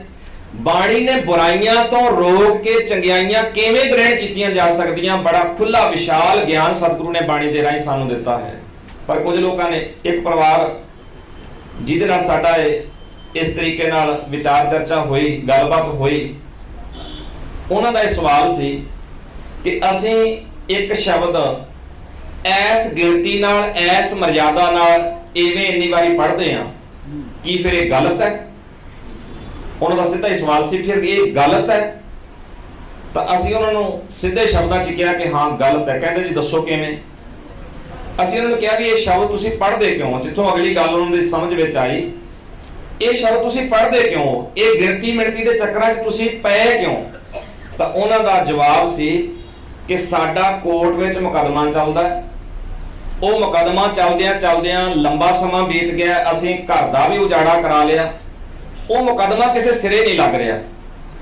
ਅਸੀਂ ਫਿਰ ਬਾਬਾ ਜੀ ਕੋਲ ਗਏ ਤੇ ਬਾਬਾ ਜੀ ਨੇ ਆਖਿਆ ਵੀ ਆਹ ਸ਼ਬਦ ਇੰਨੀ ਵਾਰ ਇੰਨੀ ਗਿਣਤੀ ਨਾਲ ਇਸ ਤਰੀਕੇ ਨਾਲ ਪੜ੍ਹਨਾ ਹੈ। ਤਾਂ ਅਸੀਂ ਹੁਣ ਇਹ ਸ਼ਬਦ ਪੜ੍ਹ ਰਹੇ ਹਾਂ। ਸਾਨੂੰ ਬਾਬਾ ਜੀ ਨੇ ਕਿਹਾ ਵੀ ਮਹਾਰਾਜ ਦੀ ਬਾਣੀ ਕਾਰਜ ਰਾਸ ਕਰਦੀ, ਦੱਸੋ ਬਾਣੀ ਪੜ੍ਹਨੀ ਮਾੜੀ ਗੱਲ ਹੈ? ਉਹਨੇ ਫੇਰ ਸਵਾਲ ਕੀਤਾ। ਹੁਣ ਉਹਨੂੰ ਜਿਹੜਾ ਅਸੀਂ ਜਵਾਬ ਦਿੱਤਾ, ਉਹਦੇ ਮੰਨਣ ਵਿੱਚ ਇੱਕਦਮ ਆਇਆ। ਅਸੀਂ ਉਹਨੂੰ ਇਹ ਜਵਾਬ ਦਿੱਤਾ ਸੀ ਕਿ ਤੁਸੀਂ ਮੁਕੱਦਮੇ ਲਈ ਮੁਕੱਦਮਾ ਜਿੱਤਣ ਲਈ ਇਹ ਸ਼ਬਦ ਪੜ੍ਹ ਰਹੇ ਹੋ ਬਾਬੇ ਦੇ ਦੱਸੇ ਮੁਤਾਬਕ ਗਿਣਤੀਆਂ ਕਰਕੇ। ਆਖਰ ਜੇ ਤੁਹਾਡਾ ਕੋਰਟ ਵਿੱਚ ਕੇਸ ਆ ਤਾਂ ਤੁਹਾਡੇ ਨਾਲ ਬਰਾਬਰ ਤੇ ਕੋਈ ਦੂਜੀ ਧਿਰ ਵੀ ਹੋਏਗੀ, ਦੂਜਾ ਪਰਿਵਾਰ ਵੀ ਹੋਏਗਾ। ਜੇ ਉਹ ਪਰਿਵਾਰ ਵੀ ਇਸੇ ਤਰ੍ਹਾਂ ਪਰੇਸ਼ਾਨ ਹੋ ਕੇ ਦੁਖੀ ਹੋ ਕੇ ਉਹ ਵੀ ਕਿਸੇ ਬਾਬੇ ਕੋਲੋਂ ਇਸ ਤਰ੍ਹਾਂ ਸ਼ਬਦ ਲੈ ਆਵੇ, ਉਹ ਵੀ ਐਵੇਂ ਗਿਣਤੀਆਂ ਕਰਕੇ ਸ਼ਬਦ ਪੜ੍ਹ ਰਿਹਾ, ਤੁਸੀਂ ਵੀ ਗਿਣਤੀਆਂ ਕਰਕੇ ਸ਼ਬਦ ਪੜ੍ਹ ਰਹੇ ਹੋ, ਰੱਬ ਕਿਹੜੇ ਪਾਸੇ ਜਾਏਗਾ? ਰੱਬ ਕਿਹੜੇ ਪਾਸੇ ਜਾਏ? ਕਿਹੜੀ ਧਿਰ ਨਾਲ ਖਲੋਏਗਾ? ਉਹ ਵੀ ਗਿਣਤੀਆਂ ਕਰ ਰਿਹਾ, ਉਹ ਵੀ ਗਿਣਤੀਆਂ ਕਰ ਰਿਹਾ। ਤਾਂ ਸਾਨੂੰ ਪਤਾ ਨਹੀਂ ਗੁਰਬਾਣੀ ਨੂੰ ਇਸ ਤਰੀਕੇ ਨਾਲ ਗਲਤ ਵਰਤੋਂ ਕਰਨ ਵਾਸਤੇ ਕਿਵੇਂ ਕਿਵੇਂ ਲੋਕਾਂ ਨੇ ਪ੍ਰੇਰਿਤ ਕੀਤਾ ਹੋਇਆ। ਸਾਨੂੰ ਇਹਨਾਂ ਗੱਲਾਂ ਤੋਂ ਉੱਤੇ ਉੱਠਣਾ ਚਾਹੀਦਾ, ਬਚਣਾ ਚਾਹੀਦਾ। ਗੁਰੂ ਗ੍ਰੰਥ ਸਾਹਿਬ ਸੱਚੇ ਪਾਤਸ਼ਾਹ ਜੀ ਦੀ ਬਾਣੀ ਦਾ ਸਹਿਜ ਪਾਠ ਆਪ ਕਰੋ, ਘਰਾਂ 'ਚ ਬੈਠ ਕੇ ਕਰੋ। ਅਸੀਂ ਤਾਂ ਹਰੇਕ ਥਾਂ ਤੇ ਜਾ ਕੇ ਇਹ ਬੇਨਤੀ ਕਰ ਰਹੇ ਹਾਂ, ਕੁਝ ਅਸਰ ਵੀ ਦਿਖਾਈ ਦੇ ਰਿਹਾ ਹੈ। ਮੁੱਲ ਪਾਠ ਕਰਾਉਣੇ ਬੰਦ ਕਰੋ। ਆ ਠੇਕੇਦਾਰੀ ਸਿਸਟਮ ਸਾਡੇ ਪੰਥ ਵਿੱਚ ਬੜਾ ਚੱਲਿਆ ਹੋਇਆ, ਠੇਕੇ ਤੇ ਕੰਮ ਕਰਾ ਲਿਆ, ਠੇਕੇ ਤੇ ਦੇ। ਅਸੀਂ ਇਹ ਸਾਰਾ ਕੰਮ ਗੁਰਦੁਆਰਿਆਂ ਚਲਾ ਰਹੇ। ਤੁਸੀਂ ਆਪ ਸਹਿਜ ਪਾਠ ਕਰੋ, ਘਰਾਂ 'ਚ ਬੈਠ ਕੇ ਕਰੋ। 2 ਮਹੀਨੇ ਲੱਗ ਜਾਣ, 3 ਮਹੀਨੇ ਲੱਗ ਜਾਣ, ਤੁਸੀਂ ਆਪ ਪਾਠ ਕਰੋ। ਇੱਕ ਸ਼ਬਦ ਪੜ੍ਹ ਲਓ, ਇੱਕ ਪੌੜੀ ਪੜ੍ਹ ਲਓ, ਸ਼ਲੋਕ ਪੜ੍ਹ ਲਓ, ਜਿੰਨਾ ਸਮਾਂ ਨਿਕਲਦਾ ਤੁਸੀਂ ਪਾਠ ਕਰੋ। ਅੱਜ ਇੱਕ ਨੌਜਵਾਨ, ਉਹਦੀ ਦਾੜੀ ਕੱਟੀ ਹੋਈ ਸੀ, ਉੱਥੇ ਜਦੋਂ ਅਸੀਂ ਸਮਾਗਮ ਤੇ ਗਏ ਤਾਂ ਉਹ ਅਖੀਰ ਤੇ ਮੈਨੂੰ ਸਟਾਲ ਤੇ ਖੜਾ ਸਵਾਲ ਪੁੱਛਦਾ, ਕਹਿੰਦਾ ਜੀ ਮੈਂ ਜੇ ਹੁਕਮਨਾਮਾ ਲੈਣਾ ਹੋਵੇ ਤੇ ਮੈਂ ਹੁਕਮਨਾਮਾ ਲੈ ਸਕਦਾ, ਜੇ ਮੈਂ ਪਾਠ ਕਰਨਾ ਹੋਵੇ ਤੇ ਮੈਂ ਪਾਠ ਕਰ ਸਕਦਾ, ਵੈਸੇ ਮੇਰੀ ਕਹਿੰਦਾ ਦਾੜੀ ਕੱਟੀ ਆ ਪਰ ਮੈਂ ਪਾਠ ਕਰ ਸਕਦਾ। ਮੈਂ ਉਹਨੂੰ ਕਿਹਾ ਕਿ ਹਾਂ ਤੂੰ ਪਾਠ ਕਰ ਸਕਦਾ, ਹੁਕਮਨਾਮਾ ਵੀ ਤੂੰ ਲੈ ਸਕਦਾ, ਤੂੰ ਅਰਦਾਸ ਵੀ ਕਰ ਸਕਦਾ, ਤੈਨੂੰ ਕੋਈ ਦਿੱਕਤ ਨਹੀਂ। ਪਰ ਇੱਕ ਗੱਲ ਦਾ ਧਿਆਨ ਰੱਖਣਾ, ਸੰਗਤੀ ਰੂਪ ਵਿੱਚ ਤੂੰ ਨਹੀਂ ਕਰ ਸਕਦਾ। ਨਿੱਜੀ ਤੌਰ ਤੇ ਜਿੰਨਾ ਮਰਜ਼ੀ ਪਾਠ ਕਰ, ਜਿੰਨਾ ਤੇਰਾ ਜੀ ਕਰਦਾ ਤੂੰ ਰੱਜ ਕੇ ਪਾਠ ਕਰ, ਤੈਨੂੰ ਕੋਈ ਨਹੀਂ ਰੋਕ ਸਕਦਾ। ਅੱਛਾ, ਇੰਨੀ ਗੱਲ ਹੀ ਜਦੋਂ ਮੈਂ ਕਹੀ ਤੇ ਇੱਕ ਬਾਪੂ ਜੀ ਜਿਨ੍ਹਾਂ ਨੇ ਉੱਤੋਂ ਦੀ ਗਾਤਰਾ ਪਾਇਆ ਸੀ, ਉਹ ਭੱਜ ਕੇ ਉਹਦੇ ਕੋਲ ਆਏ ਤੇ ਆਣ ਕੇ ਉਹਨੂੰ ਕਹਿੰਦੇ, ਦੇਖ ਕਾਕਾ ਪਾਠ ਕਰ ਪਰ ਪਹਿਲਾਂ ਆਪਣੀ ਸ਼ਕਲ ਸਵਾਰ। ਉਹਨੂੰ ਲਾ ਤੇ ਲਈਏ ਪਹਿਲਾਂ ਆਪਾਂ, ਸ਼ਕਲ ਤੋਂ ਤੇ ਉਹ ਪਹਿਲਾਂ ਭੱਜਿਆ ਸੀ। ਤਾਂ ਸਾਡੇ ਲੋਕ ਪਤਾ ਨਹੀਂ ਕਿਉਂ ਇਸ ਤਰ੍ਹਾਂ ਦੀਆਂ ਗੱਲਾਂ ਵਿੱਚ ਉਲਝ ਜਾਂਦੇ ਨੇ। ਇੱਕਦਮ ਉਹ ਨੌਜਵਾਨ ਉੱਥੋਂ ਸਹਿਜੇ ਸਹਿਜੇ ਖਿਸਕ ਹੀ ਗਿਆ। ਅਸੀਂ ਗੱਲ ਨਾ ਸਮਝਾ ਪਾ ਰਹੇ ਹਾਂ, ਨਾ ਉਹਨਾਂ ਨੂੰ ਨੇੜੇ ਲਿਆ ਰਹੇ ਹਾਂ। ਔਰ ਇਹੋ ਜਿਹੇ ਬਾਬੇ ਜਿਹੜੇ ਨੇ ਉਹ ਫਿਰ ਇਹਨਾਂ ਲੋਕਾਂ ਨੂੰ ਜਿਹੜੇ ਅਗਿਆਨਤਾ ਵਸ ਕਿਤੇ ਨਾ ਕਿਤੇ ਉਹਨਾਂ ਨੂੰ ਘੇਰਾ ਪਾ ਕੇ ਆਪਣੀ ਵਰਤੋਂ ਵਿੱਚ ਲਿਆ ਰਹੇ ਨੇ। ਅੱਜ ਸਾਨੂੰ ਇਹਨਾਂ ਗੱਲਾਂ ਤੋਂ ਉੱਤੇ ਉੱਠਣ ਦੀ ਲੋੜ ਹੈ। ਔਰ ਕੱਲੇ ਦੁੱਖ ਭੰਜਨੀ ਗੁਟਕੇ ਦੀ ਬਾਤ ਨਹੀਂ, ਅੱਜ ਸਾਡਿਆਂ ਘਰਾਂ 'ਚ ਡੇਰੇਦਾਰਾਂ ਨੇ ਉਹ ਗੁਟਕੇ ਵੀ ਪਹੁੰਚਾ ਦਿੱਤੇ ਆ ਜਿਨ੍ਹਾਂ ਦੇ ਵਿੱਚ ਸੰਪਟ ਲਾ ਲਾ ਕੇ ਉਹਨਾਂ ਨੇ ਗੁਰਬਾਣੀ ਨੂੰ ਤੇ ਗਲਤ ਰੰਗਤ ਦੇ ਕੇ ਸਾਡੇ 'ਚ ਪੇਸ਼ ਕਰਨਾ ਸ਼ੁਰੂ ਕੀਤਾ ਹੋਇਆ। ਸੁਖਮਨੀ ਦੇ ਗੁਟਕੇ ਤੁਹਾਡਿਆਂ ਘਰਾਂ 'ਚ ਆਉਣਗੇ, ਗੁਰਦੁਆਰਿਆਂ 'ਚੋਂ ਮਿਲ ਰਹੇ ਨੇ। ਉਹਨਾਂ ਸੁਖਮਨੀ ਦੇ ਗੁਟਕਿਆਂ ਵਿੱਚ ਸੰਪਟ ਲਾਉਣ ਦੀ ਆਗਿਆ ਕਿਹਨੇ ਦਿੱਤੀ ਆ? ਸੰਪਟ ਲਾਉਣ ਦਾ ਅਧਿਕਾਰ ਕਿਹਨੇ ਦਿੱਤਾ ਆ? ਸੁਖਮਨੀ ਸੇਵਾ ਸੁਸਾਇਟੀ ਵਾਲੀਆਂ ਬੀਬੀਆਂ, ਭੈਣਾਂ, ਜਥੇਬੰਦੀਆਂ ਇਸ ਪਾਸੇ ਜ਼ਰੂਰ ਧਿਆਨ ਦੇਣ। ਸੁਖਮਨੀ ਸਾਹਿਬ ਦੇ ਗੁਟਕਿਆਂ 'ਚ ਖਾਸ ਕਰਕੇ ਸੰਪਟ ਲਾ ਕੇ ਪਾਠ ਜਿਹੜਾ ਉਹ ਇਸ ਵੇਲੇ ਛਾਪ ਰਿਹਾ ਆ, ਔਰ ਕੁਝ ਸੰਪਰਦਾਵਾਂ ਛਾਪ ਰਹੀਆਂ ਨੇ। ਰੋਕੋ, ਗੁਰੂ ਗ੍ਰੰਥ ਸਾਹਿਬ ਦੀ ਤਾਬਿਆ ਬੈਠ ਜਾਓ। ਤੁਸੀਂ ਗੁਰੂ ਗ੍ਰੰਥ ਸਾਹਿਬ ਦੀ ਬਾਣੀ ਨੂੰ ਧਿਆਨ ਨਾਲ ਪੜੋ, ਸੁਖਮਨੀ ਸਾਹਿਬ ਦਾ ਪਾਠ ਆਪ ਦਰਸ਼ਨ ਕਰੋ, ਕਿਤੇ ਸੰਪਟ ਲੱਗਾ ਦਿਖਾਈ ਨਹੀਂ ਦਿੰਦਾ। ਜੇ ਗੁਰੂ ਗ੍ਰੰਥ ਸਾਹਿਬ ਦੀ ਬਾਣੀ 'ਚ ਗੁਰੂ ਅਰਜਨ ਸਾਹਿਬ ਭਾਈ ਗੁਰਦਾਸ ਕੋਲੋਂ ਸੰਪਟ ਨਹੀਂ ਲਵਾਉਂਦੇ ਤੇ ਅੱਜ ਇਹ ਡੇਰੇਦਾਰਾਂ ਨੂੰ ਕੀ ਹੱਕ ਹੈ? ਜਿਹੜੇ ਗੁਟਕੇ ਅੱਜ ਛਪ ਰਹੇ ਨੇ, ਇਹ 50 ਸਾਲਾਂ ਬਾਅਦ ਸਾਡੇ ਸਮਾਜ ਲਈ ਇੱਕ ਮਿਸਾਲ ਬਣ ਜਾਣੀ। ਵੇਖੋ ਜੀ, ਪੁਰਾਣੇ ਸਮੇਂ ਤੋਂ ਚੱਲਦਾ ਆਉਂਦਾ ਕੰਮ ਹੈ, ਇਹ ਪੁਰਾਣੇ ਸਮੇਂ ਤੋਂ ਚੱਲਦਾ ਆਉਂਦਾ ਕੰਮ ਹੈ। ਇਸੇ ਤਰ੍ਹਾਂ ਦੀਆਂ ਹੋਰ ਕਈ ਗੱਲਾਂ ਜਿਹੜੀਆਂ ਸਹਿਜ ਸਹਿਜ ਸ਼ੁਰੂ ਹੋਈਆਂ, ਅਸੀਂ ਅਣਦੇਖੀ ਕਰਦੇ ਰਹੇ ਔਰ ਅੱਜ ਸਾਡੇ ਲਈ ਉਹ ਇਸ ਤਰ੍ਹਾਂ ਦੀ ਜੰਜਾਲ ਬਣ ਗਈਆਂ, ਸਾਡੇ ਗਲ ਦੀ ਹੱਡੀ ਬਣ ਗਈਆਂ ਨੇ, ਜਿਨ੍ਹਾਂ ਬਾਬਤ ਤੇ ਕਿਹਾ ਜਾਂਦਾ ਵੇਖੋ ਜੀ ਪੁਰਾਣੇ ਸਮੇਂ ਤੋਂ ਇਵੇਂ ਚੱਲਦਾ ਆਉਂਦਾ। ਇਹ ਪੁਰਾਣੇ ਸਮੇਂ ਤੋਂ ਇਸ ਤਰ੍ਹਾਂ ਦਾ ਚੱਲਦਾ ਮਸਲਾ ਨਹੀਂ ਹੈ। ਇਹ ਸਹਿਜ ਸਹਿਜ ਬਿਮਾਰੀਆਂ ਇਸ ਤਰ੍ਹਾਂ ਬੜੀਆਂ ਅੱਜ ਸਾਡੇ ਘਰਾਂ 'ਚ ਆ ਗਈਆਂ। ਦੁੱਖ ਭੰਜਨੀ ਗੁਟਕਾ, ਮੈਂ ਫਿਰ ਬੇਨਤੀ ਕਰਾਂ, ਪਾਠ ਕਰਨਾ ਕੋਈ ਮਾੜੀ ਗੱਲ ਨਹੀਂ, ਪਰ ਜੇ ਇਸ ਮਨਸ਼ਾ ਨਾਲ, ਫਿਰ ਇੱਕ ਹੋਰ ਗੱਲ ਕਹਿ ਦਿੰਦਾ ਕਿਉਂਕਿ ਇਹ ਲੰਬਾ ਚੌੜਾ ਵਿਸ਼ਾ। ਵੈਸੇ ਪਹਿਲੀ ਗੱਲ ਤੇ ਸਿੱਖ ਨੂੰ ਇਹ ਸਮਝਣਾ ਚਾਹੀਦਾ ਮੈਂ ਪਾਠ ਕਿਉਂ ਕਰ ਰਿਹਾ। ਪਹਿਲੀ ਗੱਲ ਤੇ ਸਮਝਣਾ ਚਾਹੀਦਾ ਮੈਂ ਪਾਠ ਕਿਉਂ ਕਰ ਰਿਹਾ। ਜੇ ਤੇ ਅਸੀਂ ਪਾਠ ਗੁਰੂ ਗ੍ਰੰਥ ਸਾਹਿਬ ਦੀ ਬਾਣੀ ਦਾ ਇਸ ਲਈ ਕਰ ਰਹੇ ਹਾਂ ਕਿ ਮੈਨੂੰ ਮਹਾਰਾਜ ਅਕਲ ਦਿਓ, ਮੈਨੂੰ ਮਹਾਰਾਜ ਸਮਝ ਆਵੇ, ਮੇਰਾ ਸੁਭਾਅ, ਮੇਰਾ ਵਿਹਾਰ ਤੁਹਾਡੇ ਮੁਤਾਬਕ ਹੋ ਜਾਏ, ਮੁਬਾਰਕ ਆ, ਸਫਲ ਆ, ਜਿੰਨੀ ਵਾਰੀ ਮਰਜ਼ੀ ਕਰੋ। ਤੇ ਜੇ ਮੈਂ ਪਾਠ ਇਸ ਲਈ ਕਰ ਰਿਹਾ ਵੀ ਮੇਰੇ ਗੋਡੇ ਨਾ ਦੁਖਣ, ਵੈਸੇ ਕੌੜੀ ਗੱਲ ਹੈ, ਜੇ ਮੇਰੇ ਗੋਡੇ ਨਾ ਦੁਖਣ ਮੈਂ ਪਾਠ ਕਰ ਰਿਹਾ, ਮੇਰੇ ਕਾਰੋਬਾਰ 'ਚ ਕੋਈ ਵਿਘਨ ਨਾ ਪਵੇ, ਖਿਮਾ ਕਰਿਓ, ਇਹ ਕਾਰੋਬਾਰ ਦਾ ਪਾਠ ਤੇ ਹੋ ਰਿਹਾ, ਗੁਰੂ ਗ੍ਰੰਥ ਸਾਹਿਬ ਦੀ ਮੱਤ ਲੈਣ ਵਾਸਤੇ ਅਸਲ ਯਤਨ ਨਹੀਂ ਹੋ ਰਿਹਾ। ਤਾਂ ਬਹੁਤੇ ਲੋਕ ਐਵੇਂ ਕਰਦੇ, ਗੁਰਦੁਆਰੇ ਆਉਣਾ, ਪਾਠ ਕਰਨਾ। ਤੁਸੀਂ ਬਹੁਤ ਗਿਣਤੀ ਨਾਲ ਗੱਲ ਕਰਕੇ ਵੇਖੋ, ਇਹ ਮਸਲਾ ਉੱਭਰ ਕੇ ਸਾਹਮਣੇ ਆ ਜਾਂਦਾ। ਗੁਰਦੁਆਰੇ ਆਉਣ ਵਾਲੇ ਕਿਸੇ ਹੋਰ ਧਰਮ ਸਥਾਨ ਤੇ ਵੀ ਚਲੇ ਜਾਓ, ਧਰਮ ਸਥਾਨ ਤੇ ਆਉਣ ਵਾਲੇ, ਪਾਠ ਪੂਜਾ ਕਰਨ ਵਾਲੇ, ਬਹੁਤ ਗਿਣਤੀ ਤੁਹਾਨੂੰ ਉਹ ਲੋਕ ਮਿਲਣਗੇ ਜਿਹੜੇ ਜਾਂ ਡਰੇ ਹੋਏ ਆ ਜਾਂ ਲਾਲਚਵਸ, ਜਾਂ ਡਰੇ ਹੋਏ ਜਾਂ ਲਾਲਚਵਸ। ਅਸਲ 'ਚ ਜਿਹੜਾ ਧਰਮ ਸਤਿਗੁਰੂ ਦੀ ਬਾਣੀ ਦੇ ਰਹੀ ਆ ਉਹ ਪ੍ਰਾਪਤ ਕਰਨ ਵਾਸਤੇ ਸਾਡੇ ਬਹੁਤੇ ਮਾਈ ਪਾਈ ਯਤਨ ਨਹੀਂ ਕਰਦੇ। ਸਾਨੂੰ ਪਾਠ ਆਪਣੀ ਸਮਝ ਲਈ, ਆਪਣੇ ਜੀਵਨ ਨੂੰ ਸਵਾਰਨ ਲਈ ਕਰਨਾ ਚਾਹੀਦਾ। ਬਾਕੀ ਬਹੁਤ ਸਾਰੀਆਂ ਗੱਲਾਂ ਜਿਹੜੀਆਂ ਇਤਿਹਾਸ 'ਚੋਂ ਵੀ ਸਾਨੂੰ ਮਿਲਦੀਆਂ ਵੀ ਜੇ ਸਰੀਰਕ ਬਿਮਾਰੀ ਹੈ ਤਾਂ ਭਾਈ ਡਾਕਟਰੀ ਇਲਾਜ ਸੰਭਵ ਹੈ, ਤੁਸੀਂ ਡਾਕਟਰੀ ਇਲਾਜ ਦੀ ਸਹਾਇਤਾ ਲਓ, ਡਾਕਟਰੀ ਇਲਾਜ ਕਰਵਾਓ। ਗੁਰੂ ਸਾਹਿਬਾਨ ਵੇਲੇ ਵੀ ਇਹ ਸਾਰਾ ਕੁਝ ਹੁੰਦਾ ਰਿਹਾ। ਗੁਰੂ ਸਾਹਿਬਾਨ ਦੇ ਵੇਲੇ ਵੀ ਨਾਲ ਬਰਾਬਰ ਤੇ ਇਹ ਡਿਸਪੈਂਸਰੀਆਂ, ਹਸਪਤਾਲ ਇਤਿਆਦਿਕ ਚੱਲਦੇ ਰਹੇ। ਗੁਰੂ ਸਾਹਿਬ ਨੇ ਲੋੜਵੰਦ ਬਿਮਾਰ ਲੋਕਾਂ ਦੀ ਸੇਵਾ ਜਿਹੜੀ ਆ ਹਸਪਤਾਲਾਂ 'ਚ ਲਿਆ ਕੇ ਕੀਤੀ ਆ। ਤੁਸੀਂ ਜਦੋਂ ਕਦੀ ਇਤਿਹਾਸ ਪੜ੍ਹੋਗੇ ਤੁਹਾਨੂੰ ਬਰਾਬਰ ਦੇ ਨਾਲ ਗੁਰੂ ਘਰ ਦੇ ਵਿੱਚ ਕਿਤੇ ਨਾ ਕਿਤੇ ਹਸਪਤਾਲ ਚੱਲਦਾ ਹੋਇਆ ਦਿਖਾਈ ਦੇਗਾ। ਤਾਂ ਜਿੱਥੇ ਗੁਰੂ ਸਾਹਿਬ ਆਪ ਗੁਰਮਤਿ ਦਾ ਉਪਦੇਸ਼ ਦੇ ਰਿਹਾ, ਸਮਾਜ ਸੁਧਾਰ ਦੀਆਂ ਗੱਲਾਂ ਕਰ ਰਹੇ, ਉੱਥੇ ਨਾਲ ਹਸਪਤਾਲ ਵੀ ਚਲਾ ਰਹੇ ਆ। ਇਹਦਾ ਮਤਲਬ ਸਰੀਰ ਦਾ ਇਲਾਜ ਡਾਕਟਰ ਨੇ ਕਰਨਾ, ਦਵਾਈ ਨੇ ਕਰਨਾ, ਤੇ ਜਿਹੜਾ ਮਾਨਸਿਕ ਇਲਾਜ ਹੈ ਉਹ ਗੁਰੂ ਸਾਹਿਬ ਦੀ ਬਾਣੀ ਕਰਦੀ ਆ। ਸਾਨੂੰ ਇਹ ਪਹਿਲਾਂ ਸੋਚਣਾ ਚਾਹੀਦਾ ਕਿ ਜਿਹੜਾ ਅਸੀਂ ਪਾਠ ਕਰਦੇ ਆ ਉਹ ਕਾਹਦੇ ਲਈ ਕਰ ਰਹੇ ਆ, ਕਿਉਂ ਕਰ ਰਹੇ ਆ। ਜੇ ਸਾਡੇ ਮਨ 'ਚ ਸਵਾਲ ਆਏਗਾ ਤਾਂ ਜ਼ਰੂਰ ਅਸੀਂ ਇਹ ਮਨਮਤ ਤੋਂ ਵੀ ਬਚਣ ਲਈ ਉਤਾਵਲੇ ਹੋਵਾਂਗੇ।